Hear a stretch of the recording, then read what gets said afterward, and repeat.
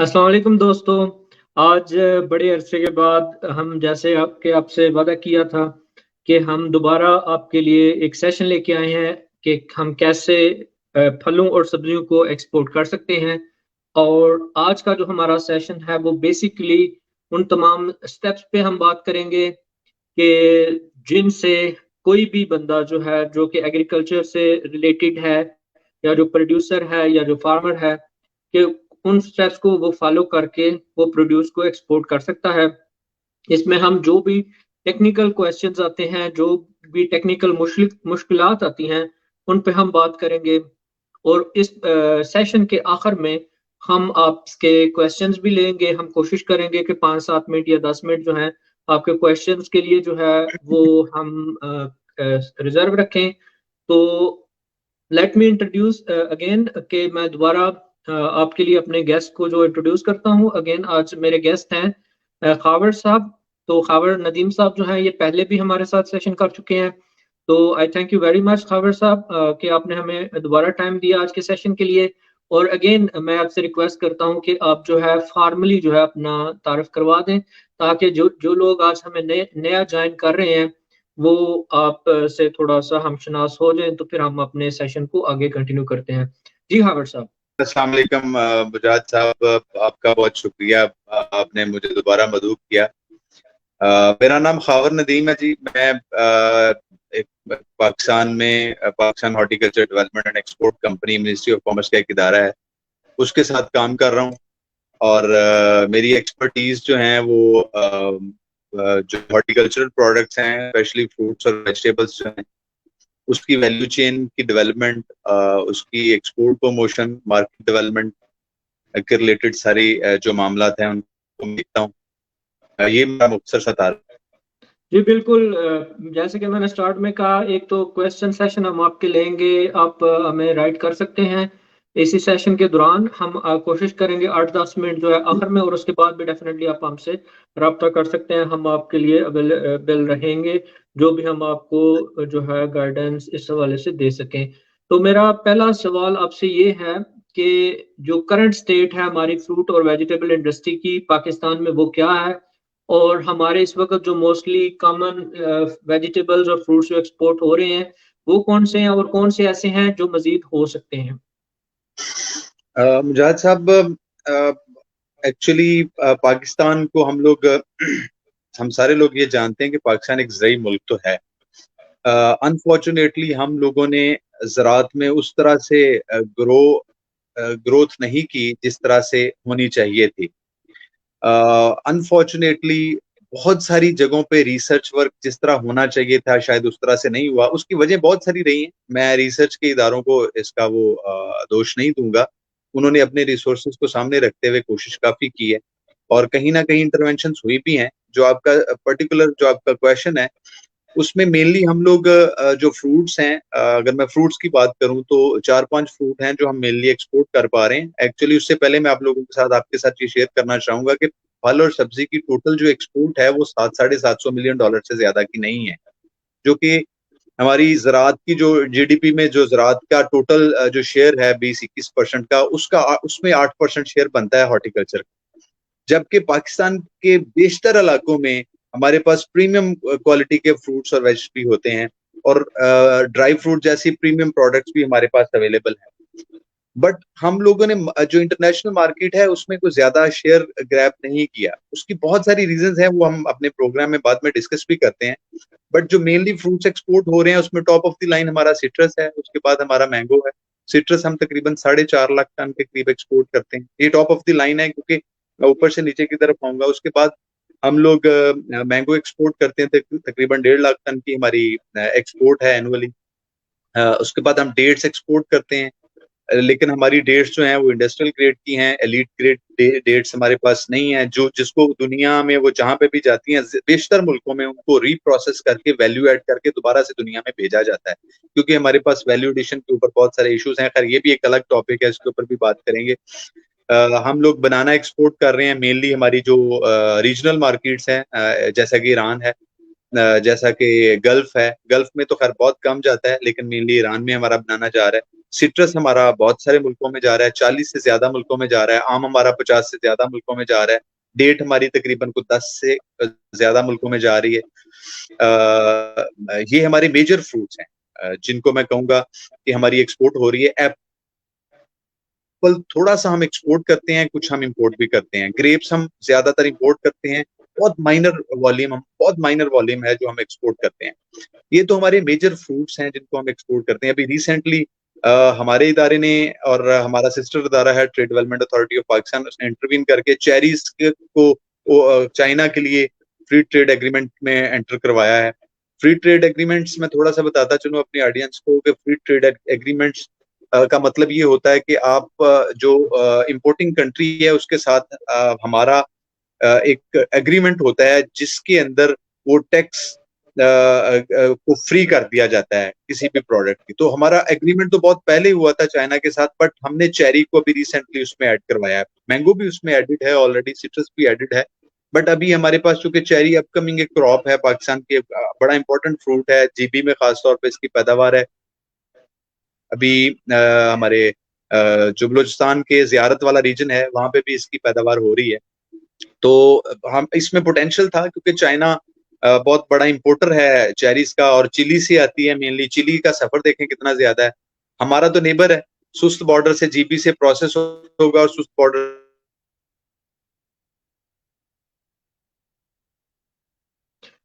खबर साहब आपका इंटरनेट दोबारा से इंटरप्ट बाई हो रोड वो गया निकल है। जाएगा। जरूरत थी उसको वैल्यू ऐड करने की, वो भी, सॉरी, तो वो फ्रूट भी इंटरनेट हमारा इसमें दोबारा, ऐड हो जाएगा, बट उसकी करंटली इंटरनेट आपका जी जी, दरम्यान में मेरी आवाज इंटरप्ट आ हो रही है गया था आपको? आप। जी आ रही है, आपका इंटरनेट का इशू था। चाइना की आप बात कर रहे थे, चिली से आ रहा है, साउथ अमेरिकन स्टेट है चिली, वहां से आ रहा है। तो आगे आप कंटिन्यू करें प्लीज। चाइना बहुत बड़ा इंपोर्टर है चेरी का, और मेनली वो चिली से आता है। 4 लाख टन की इंपोर्ट है चाइना की। पाकिस्तान की तो खैर पैदावार ही टोटल तकरीबन 10,000 टन की है। तो हम लोग थोड़ा सा भी शेयर ले लें तो हमारा बहुत बड़ा इसमें फायदा होगा। फॉरेक्स आएगा। हम लोग, जाहिर बात है, हमारे पास जो प्रोडक्ट है हमें वो एक्सपोर्ट करने के अपने आप को काबिल बनाना चाहिए। तो इस सिलसिले में उसकी जो वैल्यू चेन डेवलपमेंट थी वो कंप्लीट हो चुकी हुई है अल्हम्दुलिल्लाह। उसकी जो प्री रिक्विजिट्स थी वो सारी की सारी हमारे फार्मर्स या हमारे प्रोसेसर्स इक्विप हो गए हैं। अब जरूरत है उन लोगों को इनिशिएटिव लेने की। कोई 4 से 5 यूनिट्स वहां पे अप्रूव हो गए हैं जीबी में, और तकरीबन 10 से 12 फार्म्स जो हैं वो अप्रूव हो गए हैं चाइना के लिए। ये तो खैर सिर्फ बात कर रहा हूँ मैं चेरीज की। मेनली जो मैंने फ्रूट आपको बताया ये हम लोग एक्सपोर्ट कर रहे हैं, और जो वेजिटेबल्स हम लोग एक्सपोर्ट कर पा रहे हैं, जो मेन वेजिटेबल्स हैं, छोटी छोटी चंक्स में तो बहुत सारी वेजिटेबल्स आती हैं, बट मेनली जो हमारी एक्सपोर्ट हो रही हैं वो potato top of the line है। उसके बाद हमारा अनियन है जो हम लोग एक्सपोर्ट कर रहे हैं। पोटैटो अल्हम्दुलिल्लाह हमारी पैदावार बहुत ज्यादा है। पिछले साल हम लोगों ने 80 लाख टन की पैदावार की थी। इस साल फिर एक्सपेक्टेड है कि 80 से 90 लाख टन की पैदावार होगी। इसमें वैल्यू एडिशन के भी बहुत सारे यूनिट लग गए हैं, उसके ऊपर भी हम लोग बात करेंगे। बट इसकी एक्सपोर्ट भी हो रही है, बट मेनली पोटैटो जो है वो जीसीसी में जा रहा है, और इसके अलावा मलेशिया जा रहा है, इंडोनेशिया जा रहा है। ये हमारी मेन मार्केट्स हैं। अनियन है हमारा, वो हम लोग मेनली जीसीसी में फिर अगेन वो भेज रहे हैं। मलेशिया हमारा बहुत अनियन जाता है। हमारा कंपेटिटर इंडिया है, तो आजकल इंडिया ने अपने जो कंज्यूमर है उसकी सिक्योरिटी के लिए 40% की ड्यूटी लगा दी है अनियन के ऊपर। तो ये पाकिस्तानियों के लिए एक और गोल्डन अपॉर्चुनिटी है कि वो मार्केट के अंदर अपना शेयर बढ़ा सकें। तो ये सूरत हाल है। बाकी छोटे छोटे चंक्स में ये जो बाकी सीजनल वेजिटेबल्स हैं, करेला है, भिंडी काफी मिकदार में जाती है, बट उसके मुकाबले में तो बहुत कम है, क्योंकि ये बाकी जितनी वेजिटेबल्स हैं ये बाई एयर जाती हैं, और बाई एयर की आपको पता है शिपमेंट साइज बहुत छोटा होता है। और जब भी बाई एयर की कोई वेजिटेबल की शिपमेंट जाती है तो वो मिक्स करके भेजते हैं। कभी भी ऐसा नहीं हुआ कि 1.5 टन इसका चार्जेबल लोड होता है मिनिमम किसी भी प्रोडक्ट का। तो 1.5 टन 1500 किलो भिंडी कभी भी इकट्ठी एक गो में नहीं गई। उसके साथ भिंडी के साथ उनको करेला मिक्स करना पड़ता है, तोरी मिक्स करनी पड़ती है, वो जो दूसरी तोरी होती है, उसके साथ कोई और प्रोडक्ट खीरा मिक्स करना पड़ता है, फिर जाके वो शिपमेंट बनती है। तो बाई ईयर की शिपमेंट्स हैं छोटी छोटी, तो छोटे छोटे चंक्स में बाकी सारी वेजिटेबल्स भी जा रही हैं जो पाकिस्तान में ग्रो होती हैं, बट मेनली जो बड़े मिकदार में बड़े वॉल्यूम में जा रही हैं वो मैंने आपको बता दिया है। अच्छा, इसमें ये बताएं, जो आपने कंटेनर की बात की, तो इसमें जो मेन जा रही हैं, तो फार्मर इसको मिल के भेज रहे हैं या कैसे कंसाइनमेंट जा रही हैं, और कौन सी जो बाई एयर जा रही हैं कौन सी कंट्री में जा रही हैं, और बाय रोड चाइना जा सकती है या अफगानिस्तान जा सकती है, इंडिया जा सकती है वाघा के रास्ते। तो जो गल्फ में जा रही हैं जीसीसी कंट्री, खावर साहब ने बोला, तो उन नाजरीन के लिए जिनको नहीं पता, जीसीसी कंट्री से मुराद इनकी अरब कंट्रीज हैं, तो क्लैरिटी के लिए जो है वो मैं ये भी बोलता हूँ। तो अब ये जरा बता दें कि ये कैसे हो रहा है, ताकि लोगों को भी एक माइंड में आइडिया आए कि जी अगर इतनी मेरी मिकदार हो रही है या मैं इतनी बेचना चाहता हूँ, तो मैं कैसे क्या तरीकाकार उसका अपना सकता हूँ। मुजाहिद साहब, आपने दो सवाल पूछे। आपने जो अभी बात की, एक आपने बताया कि भेजने वाले लोग कौन हैं, फार्मर हैं, प्रोसेसर हैं या एक्सपोर्टर हैं, या कोई कंसोर्शियम बना हुआ है, या कोई जेवीज करते हैं, कैसे करते हैं। दूसरा आपका सवाल था कि ये जा कैसे रहा है, बाई एयर जा रहा है, बाई सी जा रहा है या बाई रोड जा रहा है। पहला सवाल का जवाब से ये है सर कि पाकिस्तान के अंदर मैं मोस्टली जो ट्रेंड सेट हुआ है मैं उसके ऊपर बात करूंगा, और जो बहुत कम होता है वो भी मैं बताता हूँ। पाकिस्तान के अंदर या शायद दुनिया के अंदर भी ऐसे होता होगा, फार्मर एक्सपोर्टर नहीं होता और एक्सपोर्टर फार्मर नहीं होता। ये एक मिसिंग लिंक है दोनों के दरमियान। फार्मर जो है वो कॉन्सेंट्रेट कर रहा होता है प्रोडक्ट को डेवलप करने के ऊपर, जबकि एक्सपोर्टर जो है वो प्रोडक्ट को मार्केट करने के ऊपर काम कर रहा है। जो कंपनीज हैं, प्राइवेट सेक्टर कंपनीज हैं जो इस एक्सपोर्ट के बिजनेस में हैं, उन कंपनीज ने कुछ इस तरह का उसको कोई मैकेनिज्म बनाया हुआ है कि वो फार्मर से लेके और पूरी सप्लाई चेन को खुद देख रहे थे। जैसे कॉर्पोरेट फार्मिंग का एक आजकल कॉन्सेप्ट आया हुआ है पाकिस्तान के अंदर। बहुत सारे ग्रुप्स हैं जो कॉर्पोरेट फार्मिंग के अंदर आ गए हैं, जो फार्मिंग साइड को खुद सारे मॉनिटर कर रहे होते हैं, अपनी टेक्निकल टीम होती है, बट मोस्टली इस तरह के तो बहुत कम केसेस हैं। आप इधर ही हैं, मेरे साथ ही हैं। जी मैं साथ ही हूँ, आप बोलते रहें, कई दफ़ा मैं जस्ट आपकी स्क्रीन जो है वो इनलार्ज कर दूंगा। अच्छा, मैं ये पूछना चाह रहा था, जो बाई एयर जा रही है वो तो चले अंडरस्टूड है कि कुछ री एक्सपोर्ट करते हैं, जैसे नीदरलैंड वाला मामला है कि वो मुख्तलिफ कंट्री से वो एक्सपोर्टेड प्रोडक्ट लेता है और आगे उनको री एक्सपोर्ट कर देता है ना, जस्ट उनसे परचेज करता है और आगे फर्दर सेंड कर रहा है। तो जो बाई ईयर जा रही हैं वो कौन सी कंट्रीज में जा रही हैं, ये मेरा क्वेश्चन था एक्चुअली। पर आने लगा तो उसी के ऊपर मैं थोड़ा सा, मुझे ये था कि शायद वो स्क्रीन आउट हो गया, मेरा इंटरनेट ना डिस्कनेक्ट हो गया। मैं अब आपको सारे सवाल का जवाब देता हूँ। पहली बात जो थी वो मेरी कंप्लीट अभी नहीं हुई थी एक्चुअली, मैं जो कंप्लीट करता हूँ उसको, कि फार्मर्स जो हैं वो नॉर्मली पाकिस्तान में एक्सपोर्टर नहीं होते। जो फार्मर एक्सपोर्टर हैं वो गिनती में बहुत कम है, शायद 2% से ज्यादा नहीं होंगे। और मैं ऐसे बहुत सारे फार्मर्स को जानता हूं जो हैं फार्मर लेकिन अपनी सारी खेती बाड़ी को आउटसोर्स कर रहे हैं क्योंकि वो एक्सपोर्टर बन गए हैं। अब एक्सपोर्टर का ख्याल ये है कि मैं फार्मिंग नहीं कर सकता, अगर मैं फार्मिंग करूंगा तो मैं एक्सपोर्ट नहीं कर सकता। तो ये पाकिस्तान के अंदर ट्रेंड सेट है।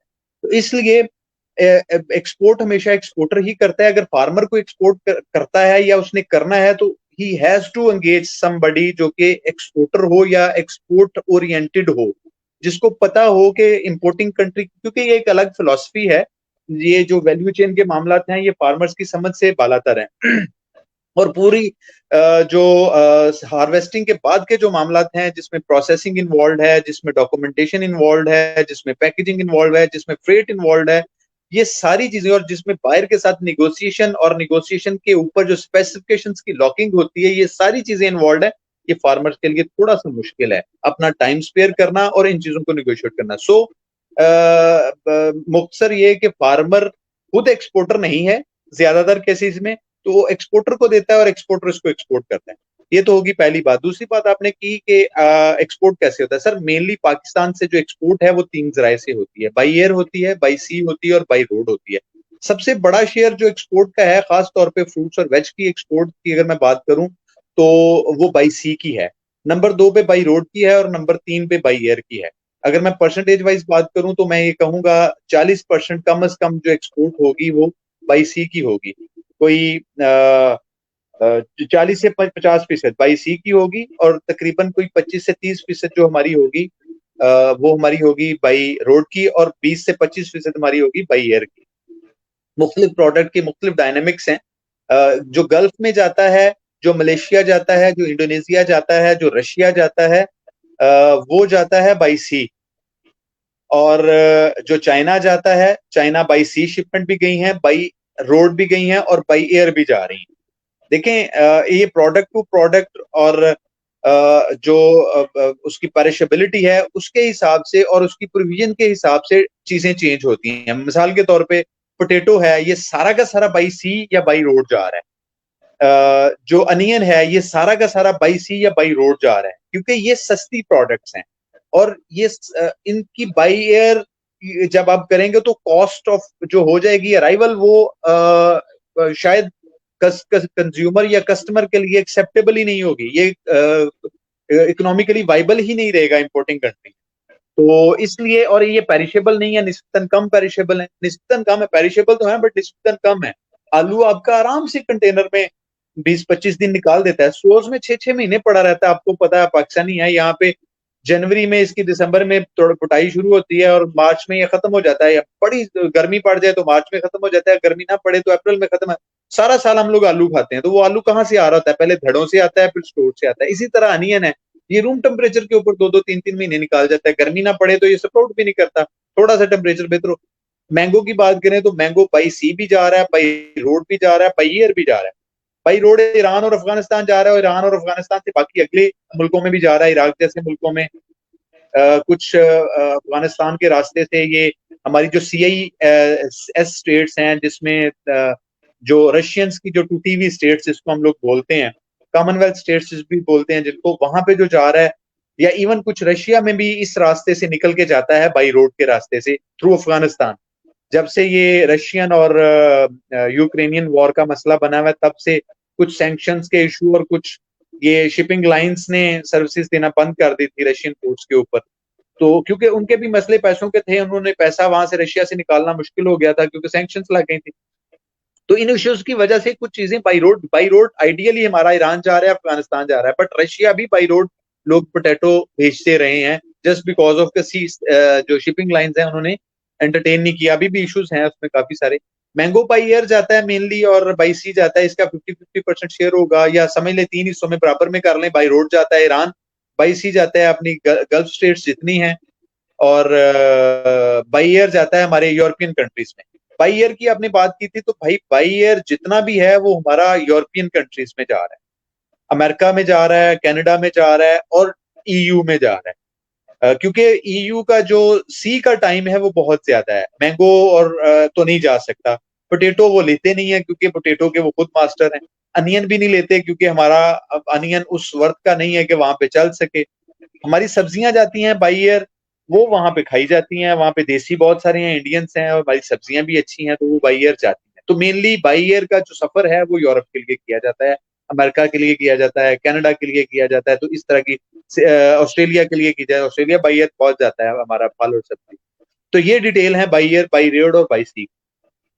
अच्छा सर, इसमें माशाल्लाह आपने बड़ी डिटेल में सारा बता दिया कि जो प्रोडक्ट्स हैं जो जा रही हैं, जो रूट जिसके तहत जा रही हैं, और जिस वजह से मुख्तलिफ प्रोडक्ट्स मुख्तलिफ रूट्स पे जा रही हैं, वो भी आपने थारोली जो है मुकम्मल डिटेल में बता दिया।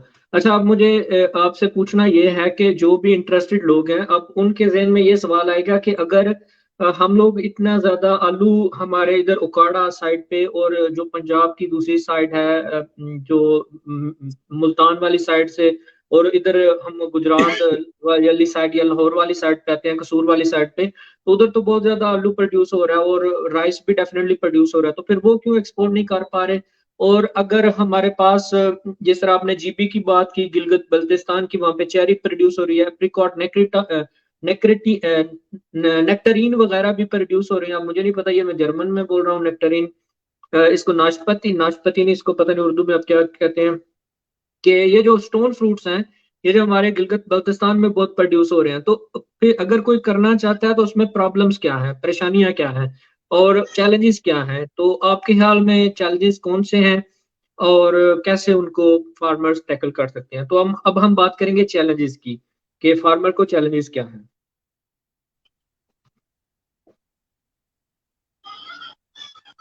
जी, मेरी आवाज आ रही है जी, मैं विजिबल हूँ।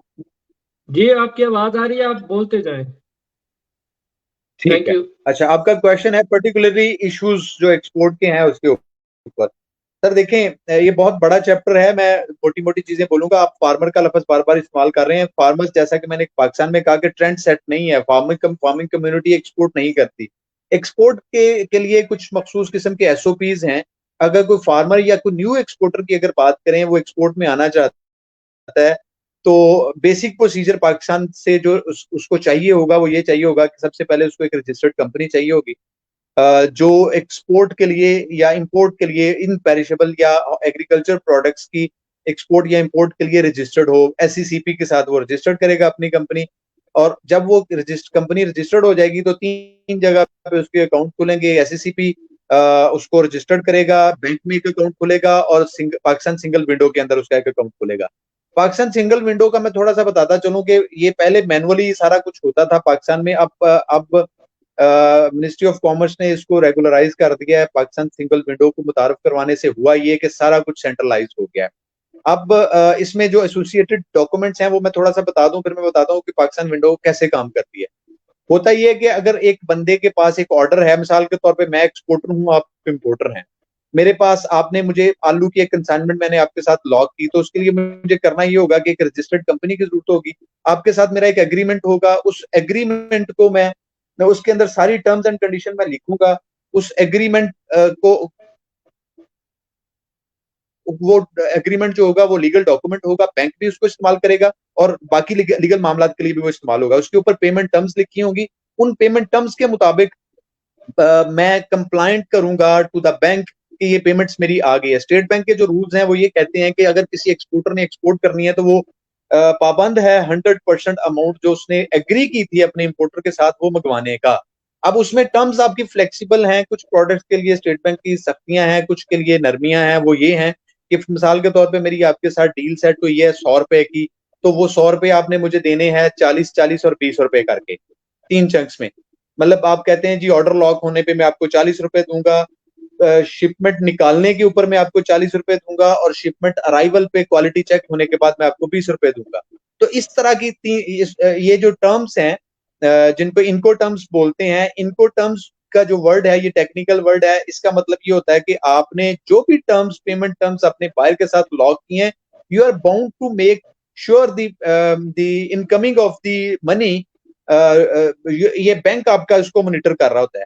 With in stipulated time frame वो देते हैं, 2 माह का, 60 दिन का टाइम होता है या 90 दिन का टाइम होता है। उसके अंदर अंदर आपने वो पेमेंट मंगवानी होती है, वरना आपको ब्लैक लिस्ट होने का खतरा होता है। अच्छा, ये तो हो गया प्रोसीजर। अब इसमें होता ये है कि फार्मर, अगर किसी एक्सपोर्टर ने एक्सपोर्ट करनी है तो सबसे पहले उसको एक बायर चाहिए। बायर के साथ उसने एक ऑर्डर डील लॉक करनी है। डील लॉक करने के बाद उसके जो डॉक्यूमेंटेशन होती है, परफॉर्मा इनवाइस बनता है। परफॉर्मा इनवाइस के ऊपर सप्लायर जो है वो अपनी प्रोडक्ट की डिटेल लिखता है, उसका एचएस कोड लिखता है। ये हार्मोनाइज्ड कोडिंग सिस्टम है, पूरी दुनिया इसके ऊपर काम करती है, ये आपको पता है इसके ऊपर ना। ये आप जी बेशक आप बिल्कुल। खुद से तफसील में बता दीजिएगा, आप ज्यादा टेक्निकल हैं। एचएस कोड लिखता है, और उसकी उस प्रोडक्ट की डिटेल्स लिखी जाती हैं, उसकी पैकिंग साइज लिखा जाता है, उसकी पेमेंट जो टर्म्स होती हैं वो लिखी जाती हैं। अच्छा, उसके बाद उस परफॉर्मा इनवाइस को वेट करता है बायर। अब ये डील लॉक हो गई। डील लॉक होने के बाद, कॉन्ट्रैक्ट होने के बाद, अब बैंक इन्वॉल्व होता है। जो सप्लायर होता है वो अपने बैंक को बताता है कि फलां दिन उसने एक्सपोर्ट करनी है फलां कंट्री में। मिसाल के तौर पे मैंने आपके पास जर्मनी में एक प्रोडक्ट भेजनी है, तो मैं फ्रैंकफर्ट का, मैंने मिसाल के तौर पे ये मेरी पोर्ट है, तो मैं अपने बैंक से कहूंगा कि ये मेरी 40% पेमेंट आ गई है, तो फ्रैंकफर्ट का एक मुझे ई फॉर्म दे दें। ई फॉर्म होता है पाकिस्तान के अंदर, इसको एक्सपोर्ट का एक फॉर्म होता है। इसका एक कोड मुझे याद नहीं है, ई समथिंग इसके ऊपर एक कोड है, वो फॉर्म ई बोलते हैं इसको, एक्सपोर्ट फॉर्म भी बोलते हैं। बैंक वो जनरेट करता है। बैंक जब वो जनरेट करता है तो वो पाकिस्तान सिंगल विंडो के अंदर अपलोड कर देता है। वो उस बंदे का अकाउंट जो बना होता है उसमें अपलोड हो जाता है, क्योंकि ये सेंट्रलाइज सिस्टम है। अब उससे अगला स्टेप होता है, जीडी डेवलप होती है, वो बंद उसका अपना एजेंट या वो खुद एक्सपोर्टर जो है वो उसकी गुड्स जो डिक्लेरेशन होती है उसको जनरेट करता है। उसके ऊपर उसके साथ ये 2 डॉक्यूमेंट बन गए जो आपकी पाकिस्तान सिंगल विंडो के अंदर है। अब पाकिस्तान सिंगल विंडो की एक्सेस 4 लोगों के पास है। सबसे पहले आपके जो एक्सपोर्टर है उसके पास है, फिर बैंक के पास है, फिर कस्टम के पास है, फिर डीपीपी के पास है। अच्छा, कस्टम और एंटी नार्कोटिक्स इकट्ठे बैठते हैं, इनका रोल भी मैं बता देता हूँ कि कहाँ पे होता है और क्या करते हैं। सबसे पहले बैंक इन्वॉल्व हुआ, आपने अपने इंपोर्टर से पैसे मंगवा लिए, बैंक इन्वॉल्व हुआ, बैंक ने फॉर्म ई इशू किया, उसके ऊपर फिर आप जीडी डेवलप करते हैं, उसकी पूरी डिटेल आती है कि ये फॉर्म ई की ये जीडी है, ये प्रोडक्ट है, उसकी सारी टाइमलाइन। तो उसमें बेसिकली आपकी जो फ्लाइट होती है, बाई एयर गया तो आपकी वो फ्लाइट की डिटेल्स आएंगी, बाई सी जाएगा तो आपके उस कंटेनर की डिटेल आएगी, और बाई रोड के केस में खैर थोड़ा सा मामला और तरह का है। अच्छा, खैर जीडी डेवलप हुई, उसके बाद फिर वो आपने प्रोडक्ट डेवलप कर ली, वो शिपमेंट तैयार होगी, बाई एयर की शिपमेंट थी, आपने वो कंटेनर तैयार किया, आप लाहौर एयरपोर्ट पे चले गए, इस्लामाबाद एयरपोर्ट पे या कराची पोर्ट पे एयरपोर्ट पे चले गए, शिपमेंट आपने हवाले कर देनी है। अच्छा, उसके बाद फिर उस शिपमेंट को आपने हवाले करना है डीपीपी के, डिपार्टमेंट ऑफ प्लांट प्रोटेक्शन, एक डिपार्टमेंट है Pakistan national ministry of national food security के अंडर ये काम करता है। इसका काम होता है, ये शायद अगला सवाल भी आपका है, to make sure the security of the food. जो हमारे जिन कंट्रीज के साथ हमारे एग्रीमेंट साइन हुए हैं, चाहे वो फ्री ट्रेड है चाहे वो फ्री ट्रेड में नहीं है, उनके साथ प्रोटोकॉल, आप किसी भी, आपको पता है मुल्क के साथ जब ट्रेड होती है तो ट्रेड एग्रीमेंट होता है, उस ट्रेड एग्रीमेंट के अंदर सारी कंडीशंस लॉक होती हैं। तो उस फूड को सिक्योर करने के लिए जो रिक्वायरमेंट चाहिए होंगी वो डीपीपी मेक श्योर करता है। मिसाल मैं देता हूं यहाँ पे कि आलू है, आलू अगर किसी उस मुल्क में जा रहा है जहां पे आलू लग सकता है या आलू होता है, तो वो आलू धुलावा मांगते हैं, तो ताकि सॉइल के अंदर सॉइल बॉर्न डिजीजेस ना चली जाए, तो उनकी सॉइल जो कंटेमिनेट ना हो जाए हमारे पेस्ट या डिजीज की वजह से, तो वहां पे कंडीशन है कि आपने आलू धुलावा भेजना है। मैंगो है तो उसको आपने गर्म करके भेजना है, हीट ट्रीटमेंट करनी है, उसके 3 जरिए हैं, वीएचटी है, हॉट वाटर है, या रेडिएशन है। पाकिस्तान में तीनों अवेलेबल हैं। तो वो इसलिए करते हैं ताकि फ्रूट फ्लाई का अगर कोई मैगट मौजूद भी है अंडर द स्किन, वो उसको किल कर दें। उसको 48 डिग्री सेंटीग्रेड के लिए 60 मिनट के लिए हम लोग गर्म करते हैं, चाहे वीएचटी है चाहे हॉट वाटर है या रेडिएशन कोबाल्ट 60 का जो यूनिट है हमारा फॉरेस्ट लाहौर में लगा हुआ है, वो काम कर रहा है। रेडिएशन से भी फ्रूट फ्लाई के मैगट्स या अंडे शंडे किल हो जाते हैं, जो सेफ हो जाता है for the importing country, host country जो भी होता है, वहां पर वो खतरा नहीं रहता उनको कि ये जो पॉसिबल या क्वारंटीन पेस्ट जिसको हम बोल सकते हैं या डिजीज बोल सकते हैं, वो नहीं आ रही। इन सारी चीजों की कंप्लायंस मेक श्योर करता है DPP, department of plant protection. Department plant protection trace करता है उस प्रोडक्ट को कि ये प्रोडक्ट उस पूरे सिस्टम में से गुजर के आई। मैंने सिर्फ आपको 2 प्रोडक्ट का बताया, किन्नू को ठंडा किया जाता है फ्रूट फ्लाई के लिए, ये बड़ी लंबी तफसील है, मैं प्रोडक्ट वाइज सारी चीजें किसी और सेशन में हम लोग बता देंगे। कंट्री वाइज इसको रख लेंगे कि किस किस कंट्री की क्या क्या रिक्वायरमेंट है और वो कौन से प्रोसीजर से गुजर के जाता है। क्योंकि आज का ये टॉपिक नहीं है तो इसलिए मैं ज्यादा डिटेल में नहीं बोल रहा। डीपीपी उसको ट्रेस आउट करता है कि ये product compliant to the importing country है कि नहीं है। अगर वो कंप्लाइंट होती है तो एक फाइटो सर्टिफिकेट इशू करता है, जिसको फाइटो सर्टिफिकेट भी बोलते हैं या हेल्थ सर्टिफिकेट भी बोलते हैं, हेल्थ सर्टिफिकेट भी उसको बोलते हैं।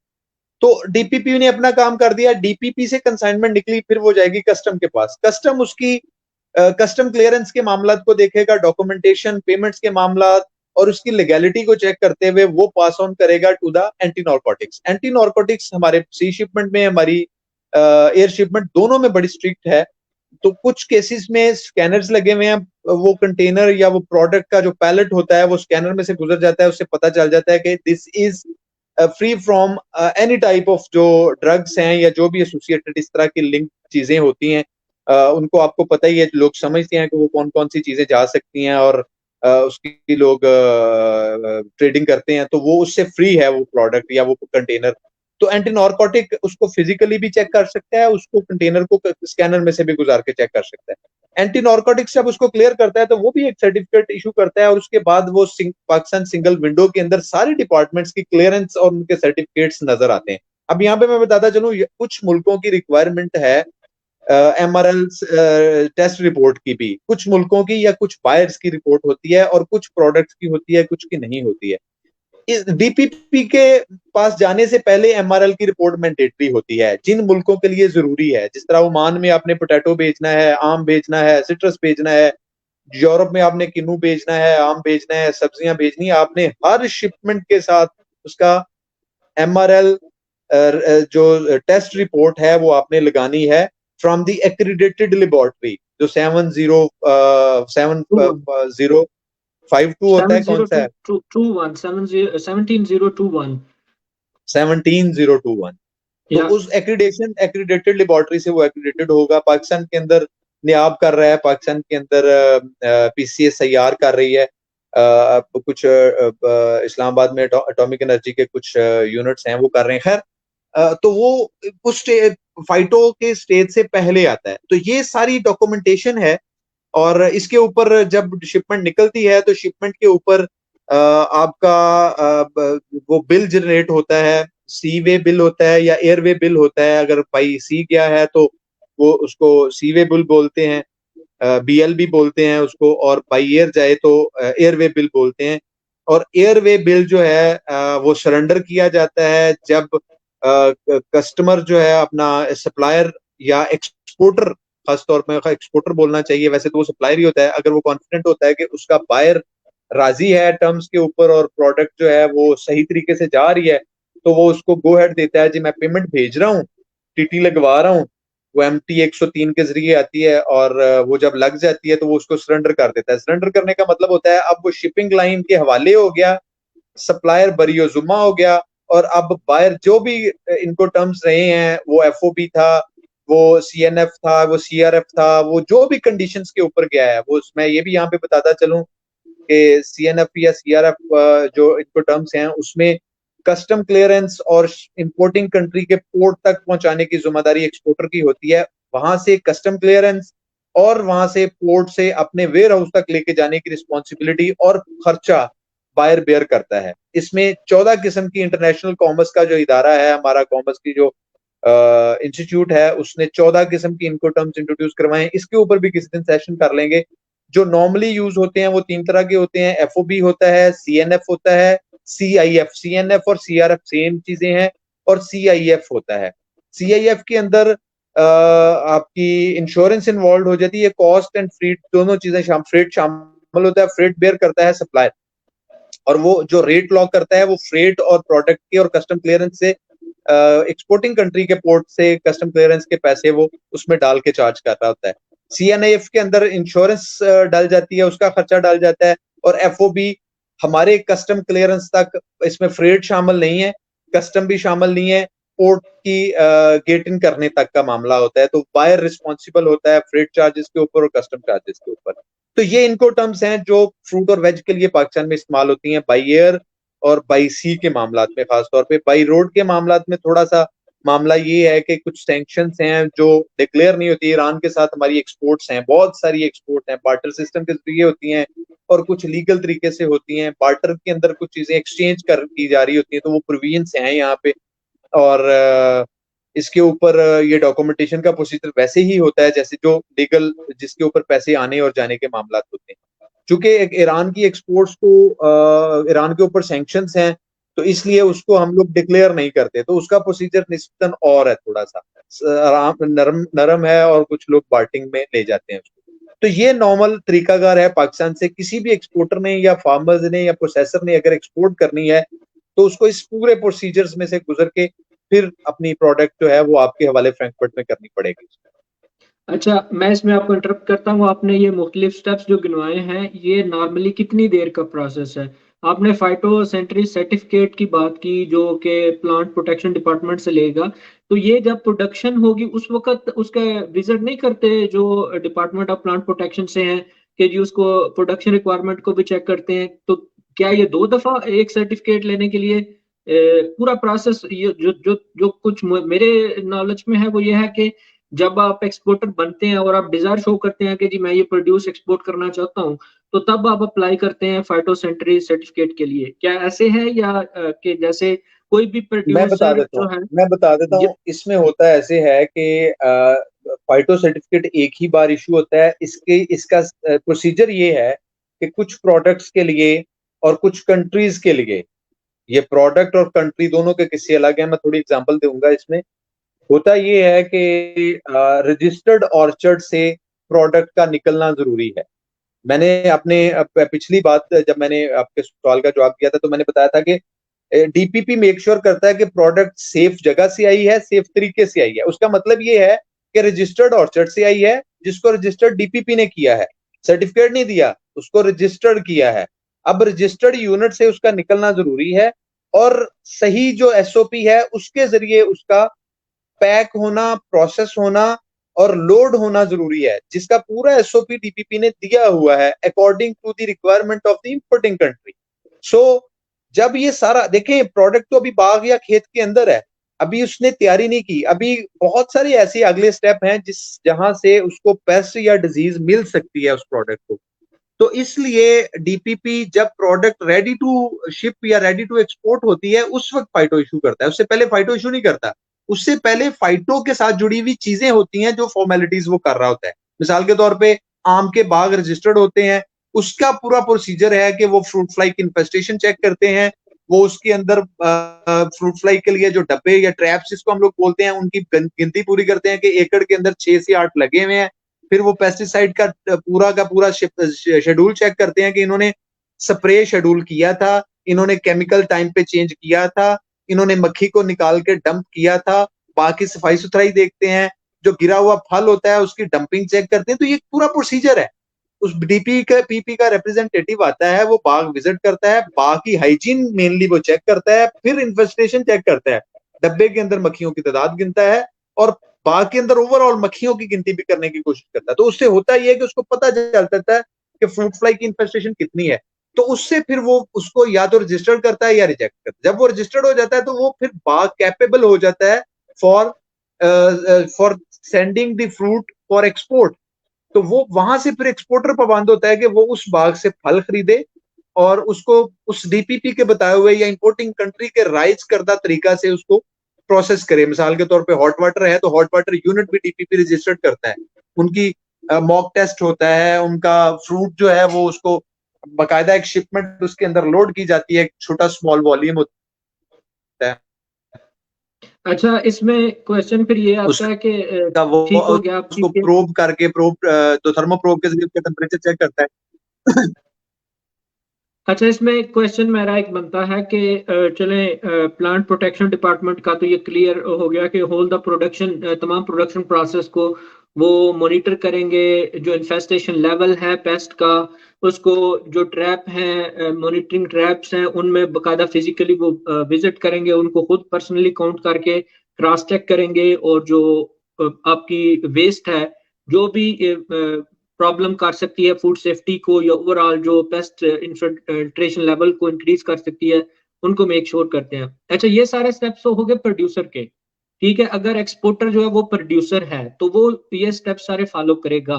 लेकिन अगर कोई एक्सपोर्टर है जो कि किसी से ले रहा है तो फिर उसको ये फॉलो स्टेप तो उस पर तो अप्लाई नहीं होगा, तो फिर वो उसके लिए क्या प्रोसीजर होगा?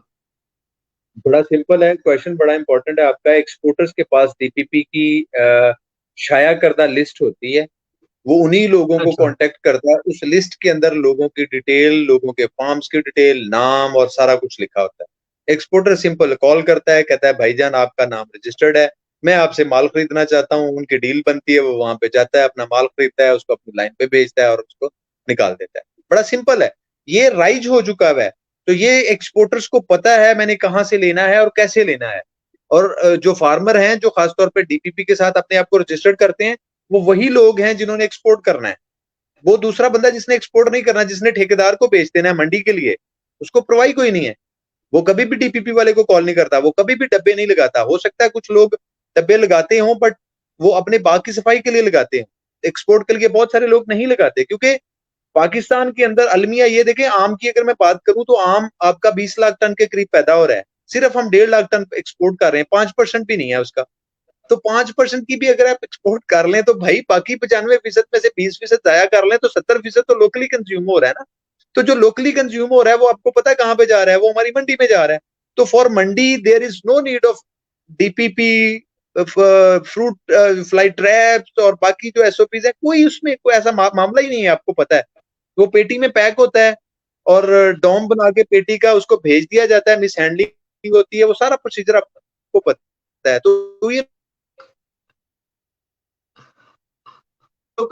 हाँ, आपका इंटरनेट का इशू दोबारा आ रहा है। वो तो चलें ठीक है, वो तो हाइजीन लेवल या जो प्रोडक्शन के प्रैक्टिसेस हैं वो तो डेफिनेटली उस लेवल के नहीं है। जो तो इसका मतलब हुआ कि जो प्रोड्यूसर या जो भी बनना चाहे एक्सपोर्टर, तो उसको सबसे पहला जो स्टेप करना पड़ेगा वो एक तो अपनी कंपनी रजिस्टर्ड करानी पड़ेगी एज एन एक्सपोर्टर, और दूसरा स्टेप ये है कि उसको प्लांट प्रोटेक्शन डिपार्टमेंट से फाइटोसेंट्री सर्टिफिकेट के लिए अप्लाई करना पड़ेगा। और ये कितना लंबा प्रोसीजर है, तो कितने अरसा तक वो अगर एक साल फर्ज करें एक हमारा मैंगो ग्रोवर है, वो अपने आप को एक्सपोर्टर बनाना चाहता है या एक्सपोर्ट करना चाहता है, ठीक है जी, कंपनी उसने रजिस्टर्ड करवा ली, वो तो कंपैरेटिवली इजी स्टेप है।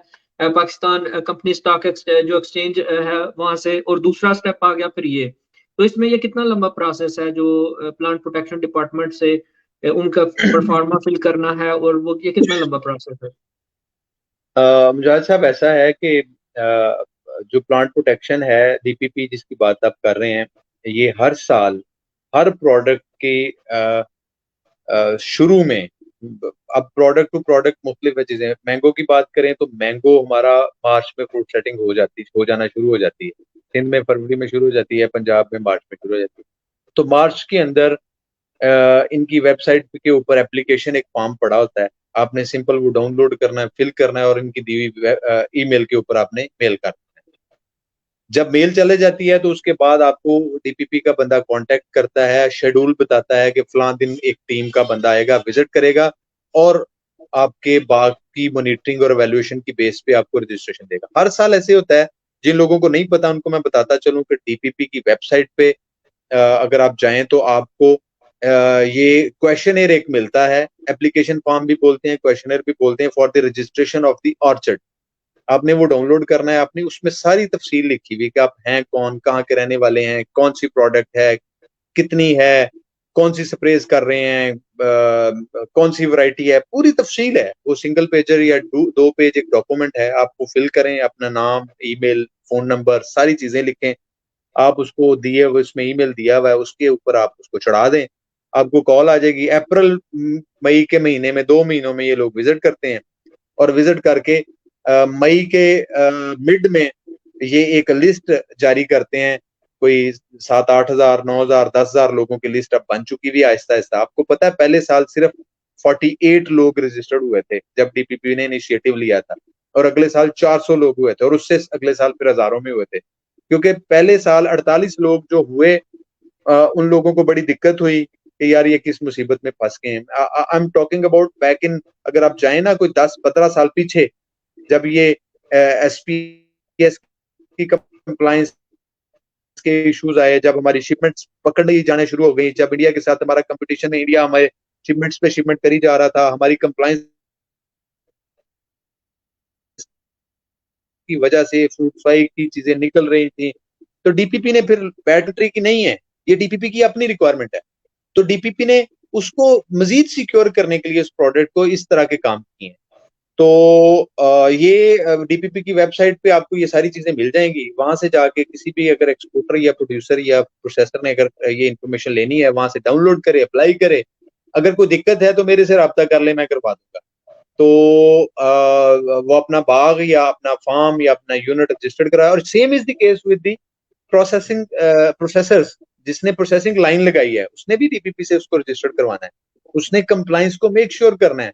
अगर वो वीएचटी यूनिट है तो वीएचटी की अपनी रिक्वायरमेंट है, उनका बंदा आता है, बॉक टेस्ट करता है। अगर वो हॉट वाटर है तो उसने हॉट वाटर को चेक करना है, अगर वो किन्नू का यूनिट है तो उसने ग्रेटर चेक करना है, अगर किन्नू का कोल्ड स्टोर लगा है तो उसने उसका टेम्परेचर चेक करना है, उसने प्रोब लगानी है कि टेम्परेचर उसका 4 डिग्री, 2 से 4 डिग्री के दरमियान में पल्प टेम्परेचर सेट हुआ कि नहीं हुआ। तो ये product to product requirements, country to country और प्रोडक्ट टू प्रोडक्ट मुख्तलिफ हैं। स्पेसिफिकली ये सारी चीजें मैं अपने ऑडियंस को बता सकूंगा। अगर कोई स्पेसिफिक क्वेश्चन किसी का आएगा कि किस प्रोडक्ट की किस कंट्री के लिए क्या रिक्वायरमेंट है, तो फिर ज्यादा बेहतर होगा कि मैं बात करूं, वरना बात बहुत लंबी हो जाएगी। पहले ही काफी टाइम हम लोग गुजार चुके हैं। पहले ही हम बहुत शेड्यूल से बहुत ज्यादा डिटेल में हम बात कर रहे हैं, लेकिन यह है कि हमारे क्वेश्चन अभी बहुत ज्यादा है। तो अच्छा, फूड सेफ्टी की बात हम कर रहे थे, तो वो आपने पहले डिस्कस कर दिया, प्लांट प्रोटेक्शन डिपार्टमेंट जो है वो फाइटोसेंट्री सर्टिफिकेट देगा। अच्छा, इसके अलावा हमारा अगला क्वेश्चन ये बनता है कि क्या एडवाइस देंगे आप फार्मर्स को जो कि फार्मर्स को या एक्सपोर्टर को डेफिनेटली मैं फार्मर ही बोलूंगा, लेकिन डेफिनेटली वो फार्मर जो एक्सपोर्टर बनना चाहते हैं, ये एक्सपोर्ट करना चाहते हैं, कि वो कौन से फैक्टर को कंसिडर करें। फर्ज करें हम बात करते हैं, कोई मैंगो मैंगो ग्रोवर है, कोई पोटैटो ग्रोवर है, या कोई गिलगित बल्तिस्तान में जो है वो स्टोन फ्रूट का या चेरी का इस तरह का ग्रोवर है, तो वो अपने आप को इस फील्ड में या एक्सपोर्ट में लाना चाहता है, तो कौन से फैक्टर उसको कंसिडर करने चाहिए। दोबारा एक जस्ट जो है पॉइंट वाइज बता दें दोबारा, क्योंकि हमने पहले डिस्कस कर लिया वो पिछले क्वेश्चन में कि कौन से बड़ा स्टेप्स हैं, सिंपल लेकिन एक दफा। आंसर है।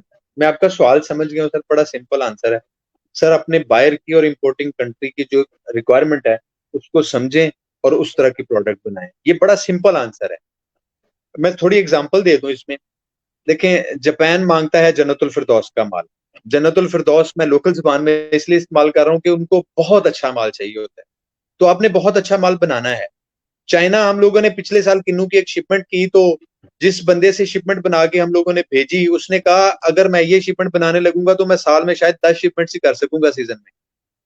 तो इसका मतलब ये है कि उनको भी जन्नतुल फिरदौस का माल चाहिए। अब जन्नतुल फिरदौस का माल बनाने के लिए हमारे प्रोड्यूसर को मेहनत करनी पड़ेगी। जो मैं प्रोडक्ट डेवलपमेंट का लफ्ज बोल रहा था, प्रोडक्ट डेवलपमेंट एक बहुत बड़ा चैप्टर है। हमने ऐसी प्रोडक्ट बनानी है जो कॉस्ट इफेक्टिव भी हो, इकोनॉमिकली वाइबल भी हो, मार्केट के अंदर जो compete भी कर सके, जो जिसको पहला जायका हमारी आंख चखती है, दूसरा जायका हमारी जुबान चखती है, तीसरा फिर पेट के अंदर जाता है। जब तक आप अपनी प्रोडक्ट की कॉस्मेटिक्स को, प्रेजेंटेशन को बेहतर नहीं करेंगे, तब तक आप you would be nowhere. ना तो आप भी रेडी, आप हम रेडियो से फ्रूट और वेज खरीदने वाले लोग हैं। सबसे पहले हम वो फ्रूट को हाथ डालते हैं जो साफ सुथरा दिखता है। तो हमने कॉस्मेटिक को बेहतर करना है मेरा भाई। बड़ी सिंपल फिलॉसफी है, लापरवाही ना करें। जिस बंदे ने एक्सपोर्ट करनी है, अपनी प्रोडक्ट को थॉरोली आप लोग मॉनिटर करें, लापरवाही ना करें। सिर्फ मॉनिटर करना है। अपनी लेबर को थोड़ा सा समझाएं कि वो जेंटली उसको हैंडल करे। कोई रॉकेट साइंस नहीं है, कोई मुश्किल नहीं है, सिर्फ प्रोसीजर को इंप्लीमेंट कर। आपने सिंपल उन लोगों को, हैंडल करने वाले लोगों को बताना है कि भाई ये बहुत नाजुक चीज है, आराम से हैंडल करो। 1.5 टन की बजाय 1 टन बना लेंगे, बट जो 1 टन होगी वो 100% कंप्लाइंट होगी और आपका कस्टमर उसको पसंद करेगा। और आपकी मार्केट के अंदर जो शेल्फ है उसके अंदर कंपेटिटिव जो आपका एडवांटेज होगा वो आपको मिलता रहेगा। तो इसलिए मेरी गुजारिश सभी लोगों से यही होगी कि अपनी प्रोडक्ट की कॉस्मेटिक लुक को, प्रेजेंटेशन को बेहतर करें। वो दो तरीकों से है, एक प्रोडक्ट इटसेल्फ अच्छी बनाएं और दूसरा पैकेजिंग खूबसूरत इस्तेमाल करें, डिजाइन खूबसूरत इस्तेमाल करें। उसको जितना दुनिया के में आप अच्छे सप्लायर या एक्सपोर्टर्स के माल को देखें, वो दिखने में बड़ा सादा और खूबसूरत होता है। सादा और खूबसूरत रखें, इसमें दूसरी राय नहीं है कि आपको मार्केट के अंदर जगह नहीं मिलेगी। जगह मिलेगी और सस्टेनेबल बेसिस पे मिलेगी। ये मुख्तसर आंसर है इसका। जी, बहुत अच्छा जवाब दिया आपने। और दूसरी बात यह है कि जो हमारे पाकिस्तानी लोगों का मसला ये है कि ये मुर्गी को एक दफा ज़बह कर, वो क्या कहते हैं ना, जो मुर्गी सोने का अंडा देने की कोशिश हो तो ये सारी एक दफे ज़बह करके उसको सारी निकालने की कोशिश करते हैं। अगर आपको कोई शिपमेंट मिलती है तो उसमें क्वालिटी, जैसे आपने कहा, तो क्वालिटी क्वालिटी पहली चीज भी क्वालिटी है एक्सपोर्ट में, दूसरी भी क्वालिटी है, तीसरी भी क्वालिटी है, चौथी भी क्वालिटी है। तो क्वालिटी पे कंप्रोमाइज ना करें सर और एक उसमें एक मुहावरा है, उसका पता नहीं वो मैं गलत ना बोल दूं। When you put the bullshit you will get the bullshit. यही होता है। आप अच्छा बिल्कुल डालें, अच्छा निकालें, अच्छा करें, अच्छा मिलेगा। और अब तो भाईजान दुनिया बड़ी एडवांस हो गई है। हमारे कंपेटिटर्स की प्रोडक्ट इतनी खूबसूरत है, मैं आपको बता नहीं सकता। हमने अभी रिसेंटली मैंगो बैगिंग का एक प्रोजेक्ट किया है छोटा सा, मुल्तान और हैदराबाद के अंदर। वो प्रोडक्ट जो बैग के अंदर प्रोड्यूस हुई है, वो आम जो बैग के अंदर बना है, उसको चाइनीज मार्केट के अंदर भेजा है, इतना अच्छा रिजल्ट आया। तो अच्छा रिजल्ट क्यों आया है? क्योंकि माल साफ था, खूबसूरत था, ना उसके ऊपर ब्रूस था, ना उसके ऊपर पेस्ट का दाग था, ना उसके ऊपर कोई रगड़ थी, ना उसके ऊपर कोई डिजीज थी, ना उसके ऊपर कोई केमिकल स्प्रे था। वो आइसोलेशन में तैयार हुआ है। और उसकी जो आपको पता है क्लोरोफिल जो है वो कैरोटीनाइड्स में कन्वर्ट होता है जब रोशनी नहीं मिलती। तो उसकी नेचुरली ग्रीन कलर जो है वो ब्राइट ग्रीन या लाइट येलो कलर में दरख्त से उतरते ही तैयार हो गया। तो we we did nothing, just हमने उसकी कॉस्मेटिक को बेहतर किया। ये कोई रॉकेट साइंस तो नहीं है कि उसको गुलाब चढ़ा दिया। सिर्फ उसको हमने खूबसूरत कर दिया। तो उस खूबसूरती की वजह से चाइनीज आए, उन्होंने बड़े ऑर्डर्स दिए हमारे लोगों को। इस साल इतनी शिपमेंट चाइना गई हैं, पिछले साल ना होने के बराबर थी। मेरा एक दोस्त है बड़ा अच्छा, उसने कोई 50 के करीब चाइना शिपमेंट की है इस सीजन में। तो he could be able to send all these shipment just because के उसको प्रोडक्ट मिल गया। हमने कुछ 1.5-2 लाख बैग इंपोर्ट किए थे चाइना से हमारे इदारे ने, तो हमने वो फार्मर्स को दिए free of cost, just to introduce those bags and just to evaluate कि ये किस तरह बिहेव करता है, इसका रिस्पॉन्स क्या है। तो मुख्तसरन ये है कि आप अच्छी प्रोडक्ट बनाएं, मार्केट इज देयर, पैसा इज देयर, डिमांड इज तो देयर। बैगिंग का मैं एक और एडवांटेज भी बता दूं, जापान में जो दुनिया का मेस्टकाती नाम का वो मैंगो है, जो सबसे महंगा आम है, जिसकी डॉलरों में, हजारों डॉलरों में है। तो वो क्या करते हैं कि वो एक आम ही एक शाख पे होता है और उसको वो दूसरों को काट देते हैं एक बड़े साइज का। तो इसमें क्वालिटी भी आपकी इफेक्ट होती है, उसमें स्वीटनेस, टेस्ट भी मैटर करती है। ग्रेप्स इस तरह ग्रो हो रहे हैं बैगिंग के जरिए, तो इससे ना सिर्फ आपने बता ही दिया कि इंसेक्ट का डैमेज भी नहीं है, रेन के डैमेज जो है वो भी नहीं है, हागल हागल जिसको हम वो क्या कहते हैं, ओले ओलू का ब्रूज डैमेज नहीं है। तो ब्रूज अच्छा, नहीं है ये कोई। तो चले, ये तो क्लियर हो गया कि क्वालिटी पे नो कम्प्रोमाइज अगर आप करना चाहते हैं। अच्छा, इसके बाद हमने बात कर दी कि गवर्नमेंट इसमें कोई इंसेंटिव दे रही है। आपने अपनी ऑर्गेनाइजेशन का बता दिया कि आपने ये बैग 1 लाख 1.5 लाख इंपोर्ट किया और आपने एक्सपेरिमेंट किया with the results, and you are disgusted with the results from China, and you have sent 100 1,50,000 या जितनी भी आपने एक्स्ट्रा शिपमेंट्स की। तो इसके अलावा कोई गवर्नमेंट की तरफ से इनिशिएटिव है, शॉर्टली बता दें ताकि फिर हम फर्दर क्वेश्चंस के थ्रू हो जाए। जी बिल्कुल, गवर्नमेंट इसमें इंटरवीन कर रही है। देखें, लोग एक्सपेक्ट कर रहे होते हैं कि उनको पैसे दिए जाएं, बट पैसे देना किसी मसले का हल नहीं होता। सब पैसों का मतलब ये है कि अगर उसको इज्जत वाला लफ्ज दूं तो सब्सिडीज की बात को करते हैं कि उनको सब्सिडाइज करके दिए जाएं चीजें। सब्सिडी का मतलब मैं ये समझता हूं कि आप कॉस्ट ऑफ प्रोडक्शन के अंदर शेयर डाल रहे हैं, जो कि नहीं होना चाहिए। होना क्या चाहिए, टेक्नोलॉजी को प्रमोट करना चाहिए, वो टेक्नोलॉजी जिससे वो प्रोडक्ट निकल सके, जो जो कम्पीट कर सके, जो कॉस्ट इफेक्टिव हो। मेरा ये समझना है, हो सकता है बहुत सारे लोग इख्तलाफ करते हो, मैं ये समझता हूँ, मुझे ये लगता है कि बजाय इसके कि लोगों को सब्सिडीज दी जाए, लोगों को टेक्नोलॉजी दें, लोगों को अवेयरनेस दें, लोगों की कैपेसिटी बिल्डिंग करें। जिस तरह मैंने अपनी बात की, मैंने अपने 3 साल के वर्क प्लान में 5-6 पायलट प्रोजेक्ट प्लान किए हैं।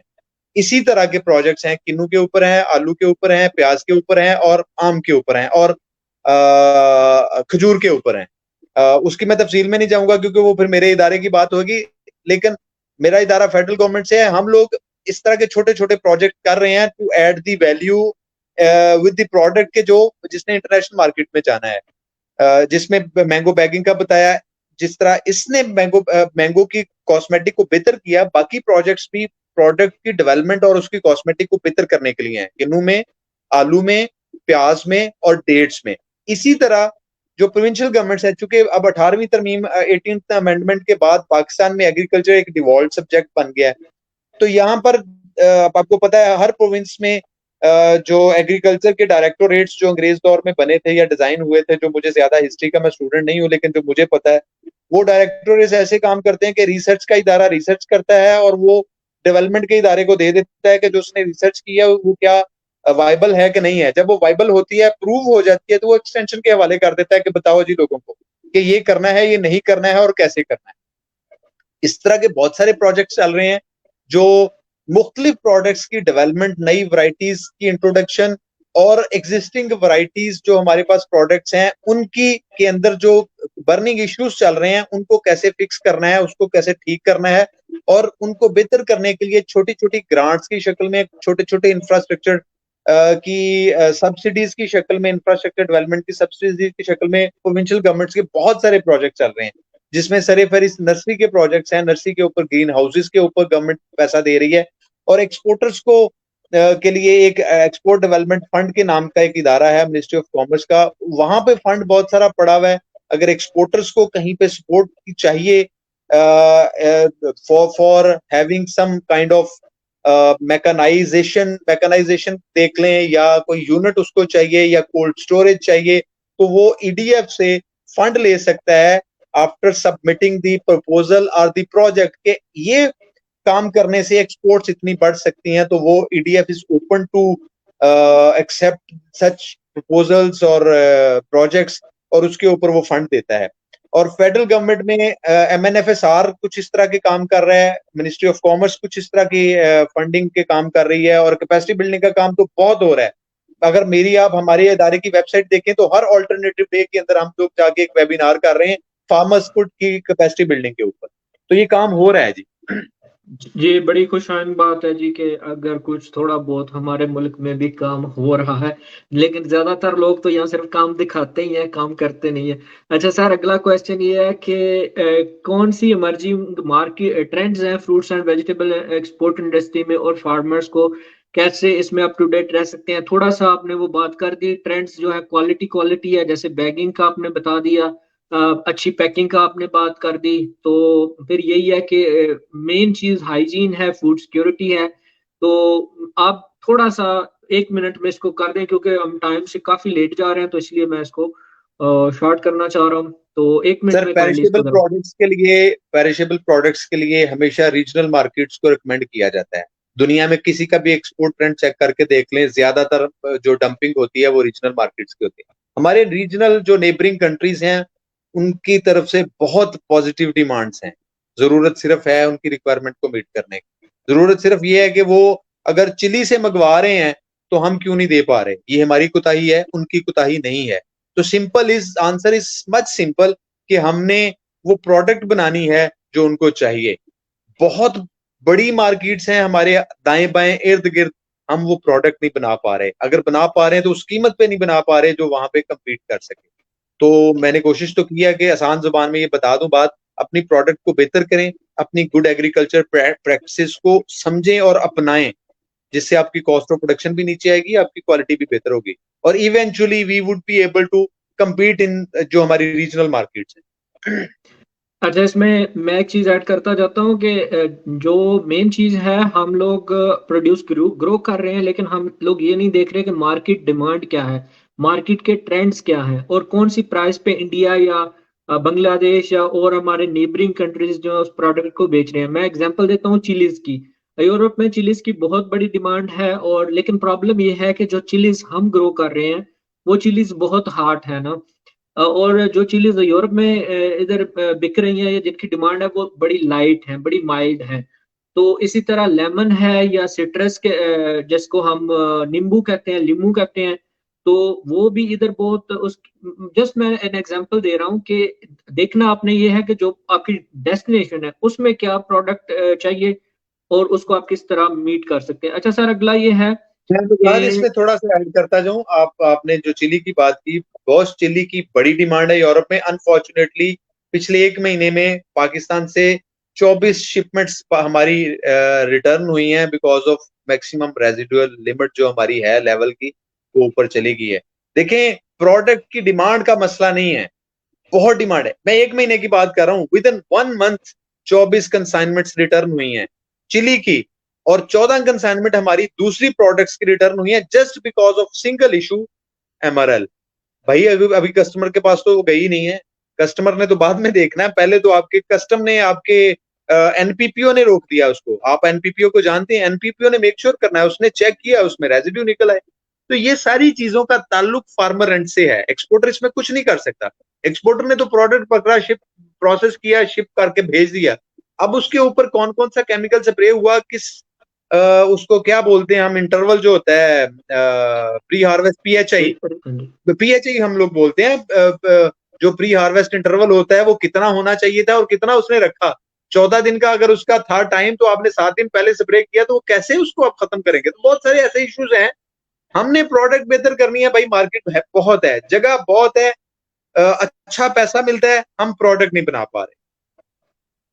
हाँ जी, प्री हार्वेस्ट इंटरवल का ये है कि जो जो नहीं इसको जानते, ये होता है कि कितनी देर बाद वो प्रोडक्ट यूजेबल है और हेल्थ को इफेक्ट नहीं कर रही, कि कितने दिन तक उसका स्प्रे जो है वो वोलेटाइल है, वो हवा में उड़ जाता है या उसके रेजिडुअल इफेक्ट नहीं होते, वो हेल्थ को डैमेज नहीं करता। अच्छा सर, इसमें ये है कि how do I make sure fruits and vegetable, कि हम कैसे जाने जी कि हमारी प्रोडक्ट्स जो हैं वो अच्छी हैं, कि क्या प्रोडक्ट को मीट करती हैं इंटरनेशनल क्वालिटी स्टैंडर्ड को मीट करती हैं, हम खुद कैसे जान सकते हैं कि अगर कोई मैंगो ग्रोवर है, कोई सिट्रस ग्रोवर है, वो खुद कैसे असेस कर सकता है कि मेरी प्रोडक्ट्स जो हैं they are good enough? Sir, जो एक्सपोर्टर हैं, कोई भी काम दुनिया में जब तब तक नहीं होता जब तक आप उस बिजनेस के साथ फेमिलियर नहीं होते हैं। मिसाल के तौर पे अगर मैं कहूँ कि मैं ज़राअत का बंदा हूँ और मुझे ज़राअत नहीं आती तो मेरी कोताहियां हैं। मुझे जानवरों का नहीं पता होना बुरी बात नहीं है। मुझे पेट के दर्द के लिए दवाई का नहीं पता, कोई मसला नहीं है, क्योंकि मैं डॉक्टर नहीं हूँ। बट जो डॉक्टर है उसको पता होना चाहिए कि पेट दर्द की दवा क्या होना चाहिए, कौन सी होनी चाहिए। इसी तरह जो एक्सपोर्टर है, जब आपने शुरू में सवाल किया था कि कौन सी रिक्वायरमेंट है, मैंने आपको बताया एक स्पेसिफिकेशंस लॉक की जाती हैं आपस में। बायर जो है वो सप्लायर को एक स्पेसिफिकेशंस का प्लंदा देता है कि आपकी product must be compliant to this this this and that. उसमें लिखा जाता है कि मिसाल के तौर पे अनियन है तो अनियन 55 mm का साइज मिनिमम होना चाहिए, 55 mm एंड अबव।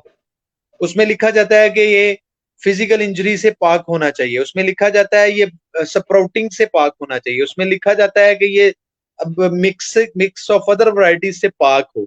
उसमें लिखा जाता है कि ये इंडिजिनस मटेरियल की मिलावट से पाक हो। ये इस तरह, और साथ में तस्वीरें शेयर की जाती हैं। अब जो बंदा ये इस डील को लॉक कर रहा है, वो उसको पढ़ के समझ आ जानी चाहिए। ये वो कच्चा चिट्ठा उसको समझ आ जाना चाहिए कि ये मेरा बायर मांग क्या रहा है। मैंने 1.5-2 साल एक्सपोर्ट का काम किया है पाकिस्तान से, तो बाज़ का हम लोग फंस जाते थे। कोई ऐसी डिमांड आती थी, फिर हम बहस करते थे। अगर हमारे पास नहीं होती तो हम कहते थे कि ये मैं नहीं दे सकता, आई कांट अफोर्ड इट, क्योंकि पाकिस्तान के अंदर वो चीज नहीं होती थी। तो एक सेंट्रल पॉइंट के ऊपर एक एग्रीमेंट होता था दोनों पार्टीज के अंदर। जो मैंने एग्रीमेंट का लफ्ज बोला था, उस एग्रीमेंट के अंदर पूरी डिटेल्स लिखी जाती हैं। वो एग्रीमेंट एक लीगल डॉक्यूमेंट होता है जो दोनों पार्टीज के दरमियान में होता है। तो जो बंदा एक्सपोर्टर है या फार्मर है, उसको पता होता है कि जो चीज मांगी जा रही है, क्या वो जो उसने बनाई है वो अकॉर्डिंग टू दैट रिक्वायरमेंट है कि नहीं है। अगर नहीं है तो मैं मशवरा दूंगा कि वो कभी भी एक्सपोर्ट ना करे। मैं एग्जांपल देता हूँ, जो अच्छे एक्सपोर्टर हैं वो अपनी शिपमेंट्स को खुद चेक करते हैं। अगर मैंने खुद अपनी आंखों से देखा है, उनकी बनाई हुई shipment final ready to fly थी, उन्होंने रिजेक्ट कर दी खुद, क्योंकि उनको कुछ डब्बे ठीक नहीं मिले। उन्होंने कहा नहीं, मेरी मार्केट खराब होगी, मेरा बायर खराब होगा, मैं नहीं बेचूंगा। मेरे पैकिंग सुपरवाइजर से गलती हुई है, मेरी लेबर से गलती हुई है, कहीं से मिसहैंडलिंग हुई है, कहीं से कोई एरर आया है। देखें, 2-3% की गुंजाइश होती है दुनिया की हर मार्केट में। दो तरह के डिफेक्ट्स होते हैं। इसके ऊपर भी किसी दिन तफसील से बात करेंगे कि माइनर डिफेक्ट होते हैं, मेजर डिफेक्ट। ये मार्केट पॉइंट ऑफ व्यू से बात कर रहा हूँ। माइनर डिफेक्ट 5 से 10% तक फ्लेक्सिबल होता है बायर। मेजर डिफेक्ट्स 1 से 3% तक फ्लेक्सिबल होता है। अब फिर अगेन ये प्रोडक्ट टू प्रोडक्ट और मार्केट टू मार्केट और बायर टू बायर जो है, ये चेंज होती हैं। लुलू की और रिक्वायरमेंट है, कारीफोर की और है, सुहूल अल फाया की और रिक्वायरमेंट है, मेट्रो की और रिक्वायरमेंट है। तो ये बायर टू बायर मतलब ये भी किसी दिन हम लोग डिस्कस करेंगे तफसील से कि ये रिक्वायरमेंट क्या कहती है और कहाँ पे आपका कट लगेगा। उनका क्वालिटी डिपार्टमेंट उस स्पेसिफिकेशन के अगेंस्ट चेक करता है और वो चैलेंजेबल होता है। आप थर्ड पार्टी जिस तरह एसटीएस है उससे उसको चेक करवा सकते हैं। तो जो आपका सवाल था स्पेसिफिकली, जिस बंदे ने शिपमेंट भेजनी है उस बंदे को अगर नहीं पता तो वो ना एक्सपोर्ट करे, वो पहले समझे प्रोडक्ट को। आम का पता है लोगों को शोल्डर किसको बोलते हैं, आम का पता है लोगों को कि नेक एरिया कौन सा है, आम का पता है लोगों को कि इसको कितने एथिलीन की परसेंटेज लगानी है तो इसने कितने टाइम के बाद पकना है। आम का लोगों को पता है कि सिंदड़ी की वैरायटी कौन सी है और इसका ब्रिक्स लेवल क्या होता है। उसका पता है कि एसपी चौसा कौन सा है, कब टाइम है और क्या ब्रिक्स लेवल है। व्हाइट चौसा कौन सा होता है, कौन सी शक्ल है, कौन सा ब्रिक्स है, किस तरह का बिहेव करेगा। तो वो अपने बायर को अपनी प्रोडक्ट के हिसाब से वो लॉक कर रहा होता है। आलू का लोगों को पता है कि अगर आलू दुबई जाना है तो वो 70 ग्राम प्लस वाला दाना जाना है। उनको पता है अगर ओमान जाना है तो 80 ग्राम प्लस वाला जाना है। इसी तरह मैंने प्याज का बताया कि प्याज में 3 साइज चलते हैं पाकिस्तान में। एक 45 mm से 45 mm प्लस चलता है जो मार्केट की रिक्वायरमेंट है, एक 50 mm चलता है, एक 55 mm चलता है। तो ये हर प्रोडक्ट की, अभी जिस तरह मैंने चेरी की बात की, चाइना की रिक्वायरमेंट है कि उनको 28 mm से बड़ा साइज चाहिए। पाकिस्तान में 2 तरह की चेरी है, एक फ्रेंच चेरी जिसको बोलते हैं, एक देसी चेरी। देसी चेरी 24, 20, 22 mm से ऊपर नहीं है। जो फ्रेंच चेरी है वो 28 mm प्लस से ऊपर। खैर ये लंबी तफसील है, इसके ऊपर किसी दिन बात करेंगे। बट एक्सपोर्टर, सप्लायर और processor always be very well aware के उसको क्या उससे मांगा जा रहा है और उसकी product compliant to that requirement है कि नहीं है। हाँ जी, बहुत डिटेल में आपने बताया कि एक तो ये है कि कंट्री की रिक्वायरमेंट है, दूसरा कस्टमर की रिक्वायरमेंट है। तो कंट्री की रिक्वायरमेंट में हम बात करेंगे जो कि उनके जैसे कि यूरोपियन यूनियन की रिक्वायरमेंट है कि कैसी प्रोडक्ट फ्रूट्स एंड वेजिटेबल उनकी यहाँ पे सेल हो सकती है ना। तो ये इनके इंस्पेक्शंस होंगी, कंपनी भी इंस्पेक्ट करेगी और उनके क्वालिटी कंट्रोलर भी इंस्पेक्ट करेंगे। तो अगर आप इनको फॉलो नहीं करेंगे तो लेटर ऑन आपकी प्रोडक्ट ज़ाया भी कर सकते हैं, वापस भी भेज सकते हैं। अच्छा सर, अगला क्वेश्चन है कि how can I keep fruits and vegetable के उनकी क्वालिटी को कैसे ड्यूरिंग द शिपमेंट कैसे मेंटेन कर सकते हैं? जी सर। सर बड़ा सिंपल है, एसओपी को फॉलो करें, मिस हैंडलिंग से बचें, जेंटली ट्रीट करें और जो रिक्वायरमेंट है उसको मीट करें। आपकी प्रोडक्ट कभी भी खराब नहीं होगी। सबसे पहले अच्छी प्रोडक्ट की सिलेक्शन करें, उसके बाद जो एसओपी है उसकी फूड ग्रेड गाड़ी के ऊपर फूड ग्रेड पैकेजिंग मटेरियल के अंदर डाल के उसको जो तरीकाकार है प्रोसेसिंग का उसको प्रोसेस करें और फिर तरीके के साथ उसको जो जेंटल तरीकाकार है उसकी लोडिंग ऑफलोडिंग का वो करें, प्रोडक्ट खराब नहीं होगी। एसओपीज बने हुए हैं हर प्रोडक्ट के। जी बिल्कुल ऐसे है कि जस्ट रूल्स एंड रेगुलेशंस को फॉलो करें। कोई नया आपने नया टायर इन्वेंट नहीं करना, आपने नया टायर इजाद नहीं करना। जो टायर आगे इजाद है जस्ट उसको जो रेगुलेशंस पहले हैं जस्ट उनको फॉलो करें। अगला क्वेश्चन राइज है सर ये है। तरीका, तरीका राइज है, इसका तो मसला ही हाँ नहीं है जी उसमें। बिल्कुल, हर चीज का हर स्टेप का पहले लिखा हुआ है, रिटन है, प्रूव्ड है, हर महकमे की तरफ से गाइडलाइंस हैं, जस्ट उनको आप फॉलो करें। अगला क्वेश्चन सर ये है कि प्रोड्यूस को हम ये पहले डिस्कस कर चुके हैं कि हर कंट्री के अपने रूल्स एंड रेगुलेशंस है, हर कंपनी जो आपका बायर है उसकी अपनी रिक्वायरमेंट्स हैं। तो अगर आप जिस कंट्री में भेजना चाह रहे हैं, जिस बायर को भेजना चाह रहे हैं, जस्ट उसके साथ कंप्लाई करें। तो ये हमारा क्वेश्चन जो है वो आंसर्ड है। How do I find buyers and companies? तो इसमें थोड़ा सा मुख्तसर बता दें कि कंपनी बायर को कैसे फाइंड कर सकते हैं मुख्तलिफ कंट्रीज में, क्योंकि अगर फॉर एग्जांपल मैं बात करता हूँ कि मोस्टली जो डिमांड होती है फॉरेन कंट्रीज की, वो देखते हैं लॉन्ग टर्म बेसिस पे जो है अभी कारोबारी शराकत या ताल्लुक को। तो इस पॉइंट को लोग मद्देनजर रखें, लेकिन आप काइंडली इस पे अगर बता दें कि कैसे फाइंड बायर फाइंड करें तो फिर मैं भी ऐड कर दूंगा कुछ। इसमें दो तरीकाकार हैं जी। नॉर्मली मार्केटिंग के जो रूल्स या टूल्स होते हैं, एक आप फिजिकली विजिट करते हैं बायर्स को या अपने इंपोर्टिंग कंट्रीज की जो मार्केट है, रेलिवेंट मार्केट्स हैं, आप उनको विजिट करते हैं, अपने बायर्स के साथ मीटिंग्स करते हैं। और यही पाकिस्तान में होता है कि हमारे एक्सपोर्टर या प्रोसेसर या सप्लायर जो हैं वो ऑफ टाइम में जाते हैं दूसरे मुल्कों में और अपने बायर्स के साथ मीटिंग्स करके एक बार 1 या 2 साल ये करना पड़ता है। उसके बाद एक भरोसे का ताल्लुक बिल्ड हो जाता है। उसके बाद टेलीफोनिकली या इंटरनेट पे उनकी मीटिंग्स होती हैं और सारे डील लॉक होती हैं। दूसरा तरीकाकार ये होता है कि आप वेबसाइट के थ्रू या इलेक्ट्रॉनिक मीडिया जो है इसके थ्रू आप अपनी प्रमोशन करें प्रोडक्ट्स की। ये तो वो एट हिज ओन या हर ओन कोई भी सप्लायर या एक्सपोर्टर ये इसको कर सकता है। पाकिस्तान के अंदर मोस्टली एक्सपोर्टर्स ने जो बायर पूल आइडेंटिफाई किया या लॉक किया वो ज्यादातर लोगों के रिश्तेदारों के जरिए हुआ, कुछ उनके दोस्तों के जरिए हुआ, कुछ उन्होंने विजिट किया तो एक दोस्त से दूसरा, एक बायर से दूसरा बायर मिला, दूसरे से तीसरा मिला और फिर स्टोर्स, सुपर स्टोर्स के साथ उनका जब पैचअप हुआ तो उसके ऊपर ट्रायल शिपमेंट्स उन्होंने ली और उसको कंप्लाइंट किया, कंप्लायंस उसकी पूरी की और उसके बाद उनकी एक अच्छा ताल्लुक सेट हो गया। इसके अलावा जो गवर्नमेंट है, कॉमर्स मिनिस्ट्री के कुछ इदारे हैं, जिस तरह हमारा इदारा है, हमारा सिस्टर इदारा trade development authority of Pakistan है। इस तरह के इदारे पाकिस्तान में हम अभी हमने पिछले वीक एक फूड एक्सपो किया है। इसमें हमने 60 मुल्कों से बायर्स को बुलाया था गवर्नमेंट के खर्चे पे। 60 मुल्कों से बुलाया था।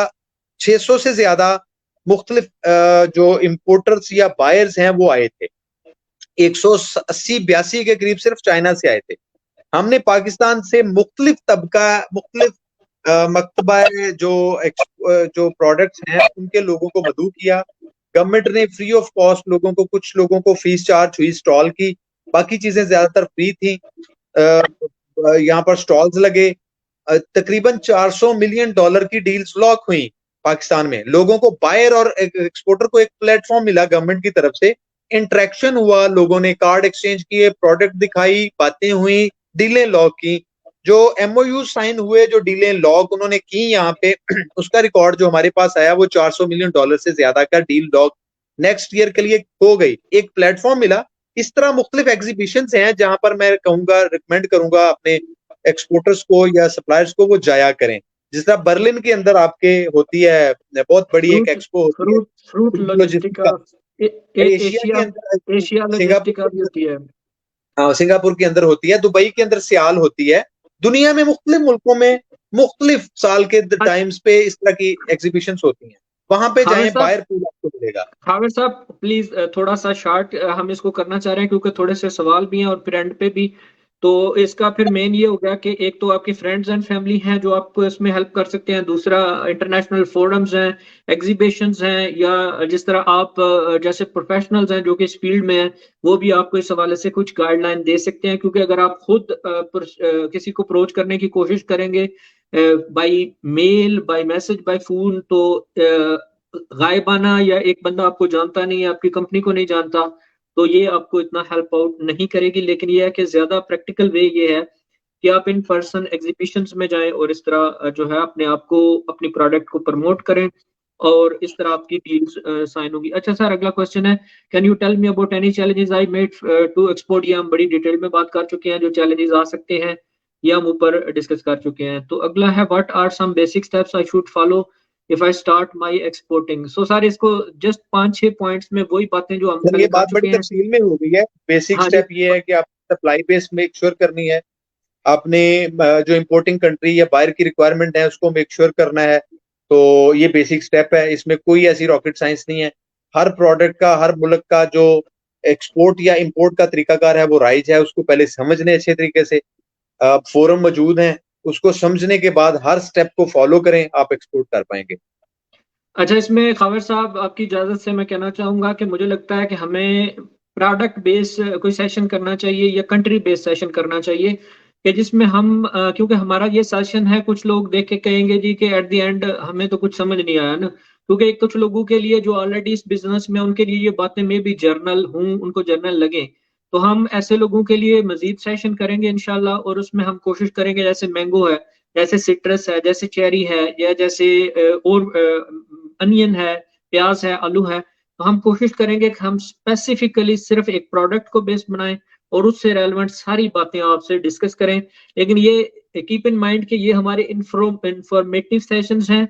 हमारी इसमें कोशिश ये है कि ऐसे लोगों को मोटिवेट करना जो एक्सपोर्ट करना चाहते हैं, जो एग्रीकल्चर या फ्रूट्स एंड वेजिटेबल बिजनेस से न्यू रेलेवेंट है। कमर्स हैं, हमारे न्यू हाँ जी, कमर्स हैं, एंटरप्रेन्योर्स हैं, यंगस्टर्स हैं। एंटरप्रेन्योर्स हैं, नौजवान हैं। क्योंकि आजकल हमारे मुल्क की माशी हालात ऐसे हैं कि महंगाई दिन ब दिन बढ़ रही है, और जो अर्निंग सोर्सेज हैं या जो सैलरीज हैं या जो बिजनेसेस हैं वो डाउन जा रहे हैं। तो एक्सपोर्ट में बड़ी पोटेंशियल है, फ्रूट्स एंड वेजिटेबल में बहुत पोटेंशियल है।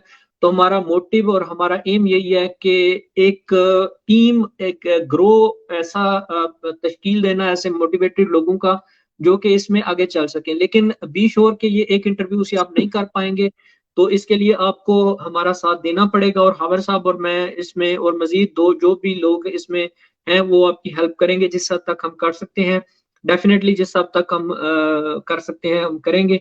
अच्छा सर, अगला क्वेश्चन है कि कॉस्ट कैसे कैलकुलेट कर सकते हैं, कि क्या मैं प्रॉफिट मेक कर रहा हूँ क्या नहीं।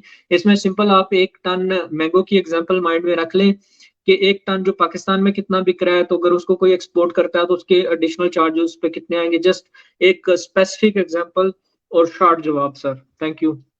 मुजाहिद साहब, इस सवाल का जवाब भी पहले मैं दे चुका हूँ। एक्चुअली होता ये है कि जब भी आप बायर के साथ डील लॉक करते हैं, जो टर्म्स होती हैं उसके अंदर एक रेट लॉक होता है। उस रेट के अंदर 3 चीजें बिल्ट होती हैं। सबसे पहले आपकी प्रोडक्ट की कीमत होती है, जो आपने प्रोडक्ट भेजनी है, कोई भी प्रोडक्ट, आम है, आलू है, सिट्रस है, what ever the product is, उसकी अपनी कॉस्ट होती है।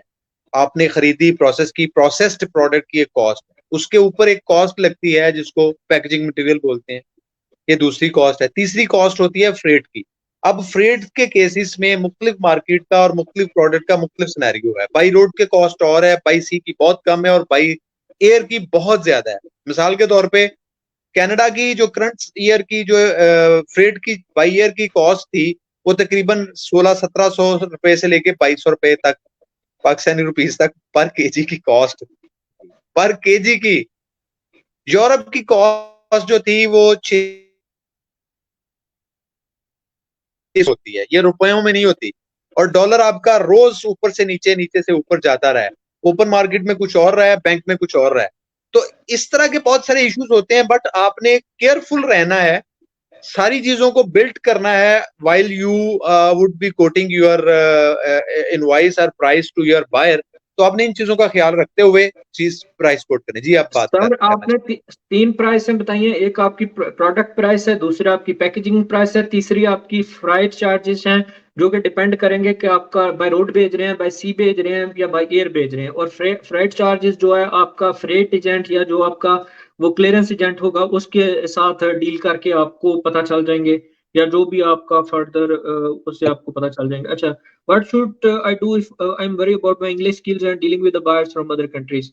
तो ये इसका शॉर्ट सा बता दें कि कुछ लोग जो हैं उनकी इंग्लिश या कम्युनिकेशन या इंटरनेशनल एक्सपोजर इतना नहीं होगा, तो वो इसमें कैसे कर सकते हैं? तो सिंपल है कि आप किसी ऐसे बंदे के साथ कांटेक्ट करें जो कर रहा है, या जिसके जैसे खबर साहब सर। ये पाकिस्तान में सिंपल आपके। है, बहुत बहुत सिंपल है। बहुत सारे बायर्स जो पाकिस्तान में काम कर रहे हैं वो हमारी लोकल टर्म्स को समझ रहे होते हैं। ये कोई आजकल का काम नहीं है, ये पुराना सिलसिला चलता आ रहा है। मैंने बहुत सारे कामयाब एक्सपोर्टर्स को देखा है जिनको अंग्रेजी सही तरीके से नहीं आती, बट वो कन्विंस कर लेते हैं बायर को। ये प्रोडक्ट कन्विंस कर रही होती है, आपकी बातें नहीं कर रही होती। आप प्रोडक्ट दिखाएं, प्रोडक्ट के ऊपर बात करें, बायर कन्विंस हो जाता है। आपने कुछ कीवर्ड्स होते हैं वो आपको पता होना चाहिए टेक्निकली अंग्रेजी के अंदर, वो इतने मुश्किल नहीं है। क्वालिटी के ऊपर कुछ कीवर्ड्स हैं, आपने साइज के ऊपर बात करनी है, आपने वेट के ऊपर बात करनी है, आपने कॉस्मेटिक अपील या अपीयरेंस के ऊपर बात करनी है, आपने ब्रिक्स के ऊपर बात करनी है, आपने फर्मनेस पे बात करनी, आपने डब्बे के साइज पे बात करनी है, आपने पाउचेस की बात करनी है। ये सिंपल चीजें हैं, ये कोई मसला नहीं है। किसी बायर का किसी लैंग्वेज बैरियर की वजह से इशू नहीं बना। मसला हमेशा बनता है कि उसको चाहिए कुछ और होता है, ये देते कुछ और है, या तो जानबूझ के होता है या ये समझ ही नहीं पा रहे होते कि उसको चाहिए क्या, या वो समझा नहीं पा रहा होता। तो इन चीजों को समझना पड़ेगा, इसीलिए मार्केटिंग टीम रखी जाती है किसी भी बिजनेस के अंदर, ताकि उसकी ग्रिप हो और वो चीजों को निगोशिएट, ये निगोशिएशन का प्रोसीजर है ना, निगोशिएट करके चीजें बेहतर तरीके से लॉक कर सके। जी, बहुत अच्छा आपने जवाब दिया कि मार्केटिंग और सेलिंग, इसमें मार्केटिंग ये है कि जो आपकी चीज को प्रेजेंट करते हैं लोग, जो आपकी प्रोडक्ट को लोगों तक पहुंचाते हैं कि ये क्या है, इसके बेनिफिट क्या है और आपको क्या क्यों ये खरीदनी चाहिए। तो definitely it will be nice if you have somebody who can do that better than you, क्योंकि हर काम हर बंदा अच्छी तरीके से नहीं कर सकता। अच्छा सर, मेरे पास दो क्वेश्चन ही है, तो I think it's already very long. तो अगला क्वेश्चन ये है कि हमें अकेले काम करना चाहिए या कि हमें मिलके काम करना चाहिए, जो भी नए लोग हैं। तो इस हवाले से आप उनको क्या सजेस्ट करेंगे कि हाउ दे शुड स्टार्ट? कि अगर कोई नौजवान है, फर्ज करें बैचलर किया है, यूनिवर्सिटी डिग्री से फारग हुआ है, 22-24 साल का कोई जवान है जो मोटिवेटेड है, घर वाले उसको स्ट्रेस कर रहे हैं जी कि पुत्र तुम ही हुण कुछ कर लै, ते वो आंदा है कि मैं क्यों ना सपोर्ट करा, ਤੇ ਉਹਨਾਂ ਨੂੰ ਕੀ करना चाहिए सर? थोड़ा ਜਿਹਾ ਤੁਸੀਂ देसी जुबान सर से जैसे रोशनी पा दियो। जी जी, देखें, ये हम लोग शायद इसको थोड़ा सा, मैं ऑनेस्टली स्पीकिंग, ये बहुत अच्छा बिजनेस है एक्सपोर्ट का, बहुत अच्छा बिजनेस है। इसमें सिर्फ कुछ पॉइंट्स हैं जो बड़े इंपॉर्टेंट हैं। आपने प्रोडक्ट को समझना है सर। अगर आपने बिजनेस एक्सपोर्ट का करना है तो you will have to understand के what you are selling for, और उस प्रोडक्ट के डायनामिक्स क्या हैं। ये नहीं करेंगे तो आप क्लैप्स ऐसे करेंगे कि आपका नाम तक लेने वाला कोई नहीं होगा। प्रोडक्ट को समझें, सप्लाई बेस बनाएं अपनी, लोगों के ऊपर डिपेंड ना हो। बट डिपेंड मतलब कि ये ना हो कि आप एक मिडल मैन रखें कि यार मैनू ले दे, यार मैनू लब नहीं रहा। सप्लाई बेस खुद देखें, जाके फील्ड के अंदर खुद जाएं। जो अच्छा एक्सपोर्टर है वो खुद प्रोडक्ट को फील्ड के अंदर एवेल्युएट करता है। जितने पाकिस्तान के टॉप के मैंगो के, सिट्रस के और आलू के एक्सपोर्टर है, मैं चश्मदीद गवाह हूं, वो फील्ड में गए हैं, फिर जाके उन्होंने सौदा किया कि ये बाग खरीदने वाला है, वर्थ टू परचेज, क्योंकि वो अपने बायर को समझते हैं, क्योंकि उन्होंने अपने बायर को बचाना है, क्योंकि उन्होंने अपनी मार्केट को बचाना है। तो भाई और ये अपनी आइसोलेशन में काम कभी भी नहीं होगा, और अपनी रेपुटेशन को बचाना। अपनी रेपुटेशन को भी बचाना है। अच्छा, फिर आपका मुख्तसर जो जवाब है उन लोगों के लिए जो ये बिजनेस करना चाहते हैं, तो हम कोई यूट्यूब के मोटिवेशनल स्पीकर नहीं है जो आपको मोटिवेट कर रहे हैं कि जी बड़ा पैसा है, रातों रात आप करोड़पति बन जाएंगे। हम ये आपको बिल्कुल नहीं कह रहे कि ये जिस तरह आप मैट्रिक करने के लिए आपको 10 साल स्कूल जाना पड़ता है, इस तरह एक्सपोर्ट में करने के लिए आपको पूरा प्रोसीजर समझना पड़ेगा। प्रोसीजर जब हम बात कर रहे हैं तो उसका बकायदा प्रोडक्ट के पैरामीटर्स हैं, कंट्री के पैरामीटर्स हैं, बायर्स के पैरामीटर्स हैं, और इसमें पाकिस्तान में कुछ इदारे हैं, कुछ महकमे हैं जिनकी कुछ रिक्वायरमेंट्स हैं। मुश्किल नहीं है, आप कर सकते हैं। बहुत से लोग जो कर रहे हैं वो जैसे कि खबर भाई ने भी कहा, जो कि ना इतने कोई पीएचडी मास्टर बैचलर नहीं है। बहुत से लोग हैं जिन्होंने सन 80-85 में स्टार्ट किया, इस वक्त अच्छे अच्छे उन्होंने सेटअप बनाए हुए हैं। तो उन्होंने स्टार्ट जीरो से ही किया है, आप भी जीरो से स्टार्ट करें। हमारा मकसद ये है कि हम आपको वो बेसिक इंफॉर्मेशन दें जो इनसे आप शुरू कर सकते हैं। बाकी सफर चलता है आहिस्ता आहिस्ता विद एजुकेशन और ट्रेनिंग, और डेफिनेटली मुनासिब लोगों से आपको इससे इंफॉर्मेशन मिलती रहेगी। अच्छा, what advice do you have for someone like me who just, अच्छा, जो उनसे इसको स्टार्ट करना चाहते हैं उसको एडवाइस, ये अभी जो मैंने थोड़ी बातें की उनमें एडवाइस तो थी कि इसको ये ना समझे कि रातों रात हो जाएगा, लेकिन मुश्किल नहीं है, होगा। कुछ आप भी सारे ऐड कर दें कि अगर कोई करना चाहता है तो उसको कितनी देर उसको लग सकती है और कैसे उसको करना चाहिए कि वो सक्सेसफुल हो। क्योंकि कोई भी बिजनेस है, ये बिजनेस है, इसमें कामयाबी नाकामी होगी, इसमें आपका टाइम भी लगेगा, आपके पैसे भी खराब होंगे, हो सकते हैं। लेकिन ये है कि ये नहीं हम कहते कि ये कुछ वो क्या कहते हैं, लॉटरी नहीं है कि आज आप शुरू करेंगे तो कल आप मतलब मिलियनेयर बन जाएंगे, ऐसा कुछ नहीं होगा। तो काइंडली सर सर इसका इसमें भी बड़ा थोड़ा। सिंपल आंसर है कि मार्केट ड्रिवन अप्रोच के साथ चलें। जो आपकी मार्केट की डिमांड है, आप अवेलुएट करें कि whether you can meet that requirement और नॉट। अगर कर सकते हैं तो करें, वरना ना करें। ये बहुत सिंपल फिलॉसफी है, जो खाने वालों या लेने वालों को चाहिए वही दें। कोई जिस तरह आपने पहले बताया था कि री इन्वेंट करने की कोई जरूरत नहीं है, सब कुछ चीजें पहले लोगों को पता है। बायर के साथ जो आपने निगोशिएट किया हुआ है, जो लॉक किया हुआ है, उसी को ही बनाएं, उसी को ही भेजें। आप 100 साल भी एक्सपोर्ट करेंगे, आपकी एक्सपोर्ट बढ़ेगी, कम नहीं होगी।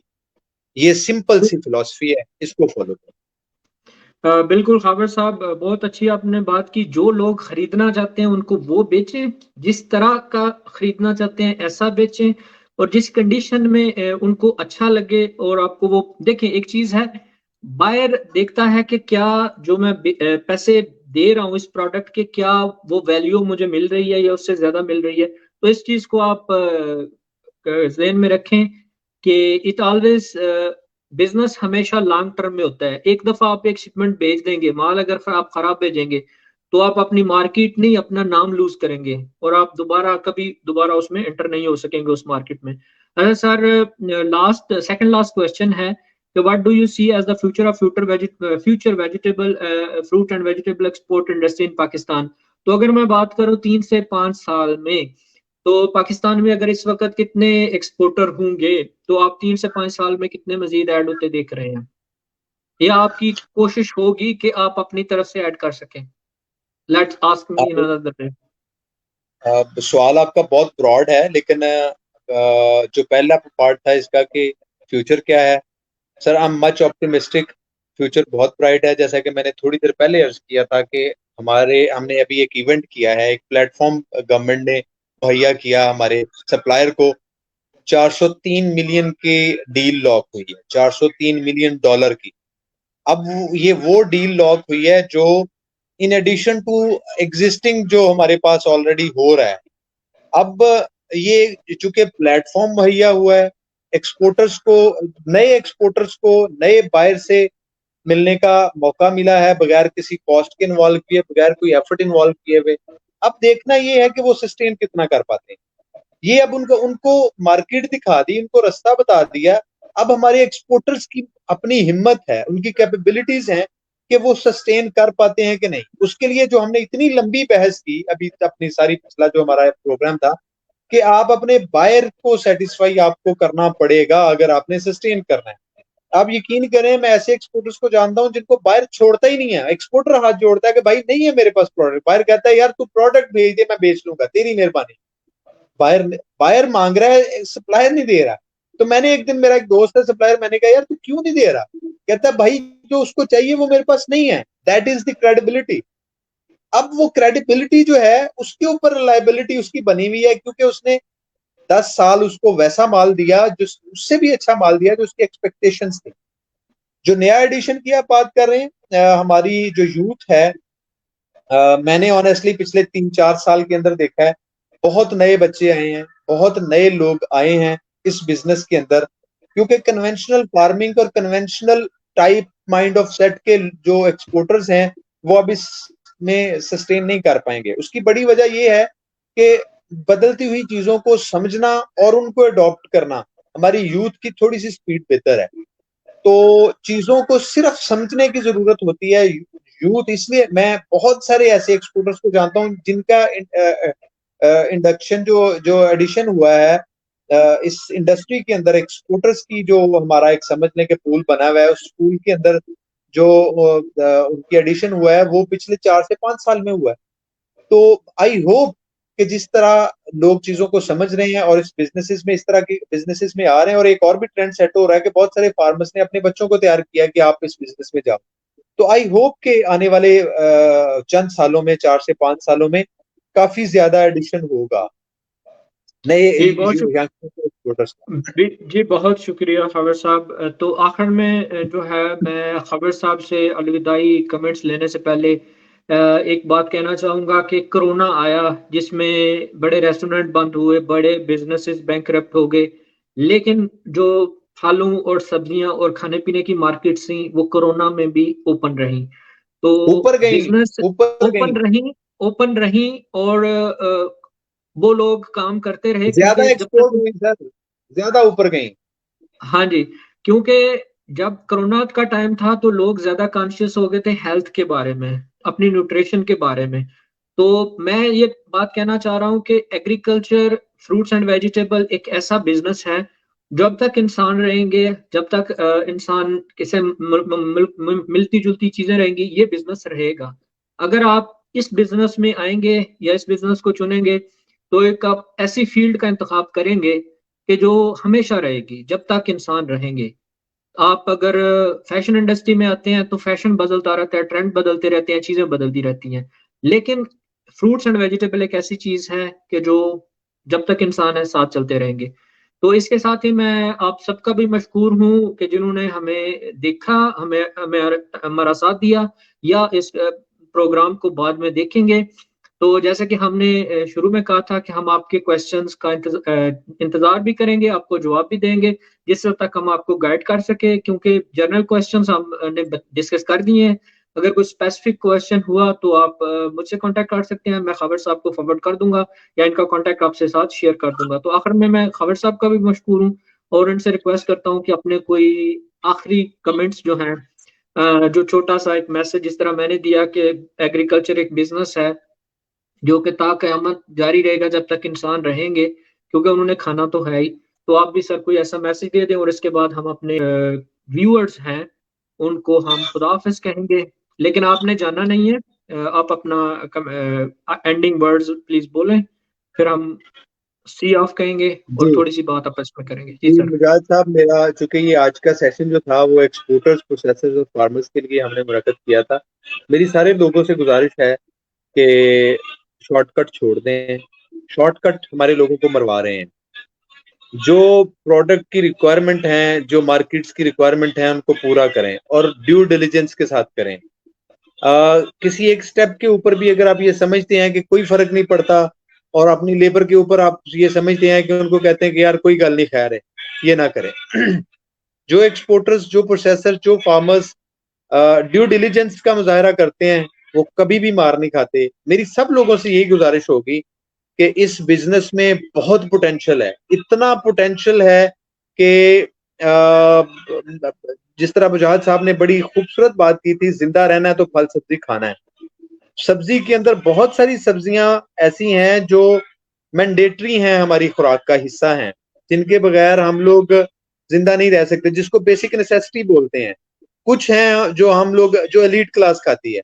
तो चूंकि खाने वाले सारे इंसान ही हैं, चाहे कोई शौक से खाए, चाहे कोई जरूरत से खाए, चाहिए उनको प्रोडक्ट, और वो प्रोडक्ट उनके लिए भी सेफ बनाए और उनकी मंशा के मुताबिक बनाए, जो उनको चाहिए, जो उनकी सेहत को ठीक रखे, जो उनकी सोच को ठीक रखे, जो उनके शौक को बरकरार रखे। तो मैं यही कहूंगा कि पूरी मेहनत से अपनी शिपमेंट्स को तैयार करें, लापरवाही ना करें, ताकि आप सस्टेनेबल बेसिस के ऊपर अपनी एक्सपोर्ट्स को मेंटेन कर सकें। जी बहुत शुक्रिया हामिद साहब। और इस पैगाम के साथ के शिकवाए शबे जुल्मत से तो बेहतर था कि अपने हिस्से का चिराग जलाते जाएं। तो आप भी कोशिश करें, हम भी कोशिश कर रहे हैं, तो ऐसे कतरा कतरा करके ही और एक एक करके ही ये कारवां, ये काफिला बनेगा। तो इसके साथ ही हम दोनों को इजाजत दें। आपका खबर साहब आपने नहीं जाना, आपका बहुत शुक्रिया। अल्लाह हाफिज। अल्लाह हाफिज। Join the movement of those committed to becoming their best selves. Together, we rise on the path to personal mastery.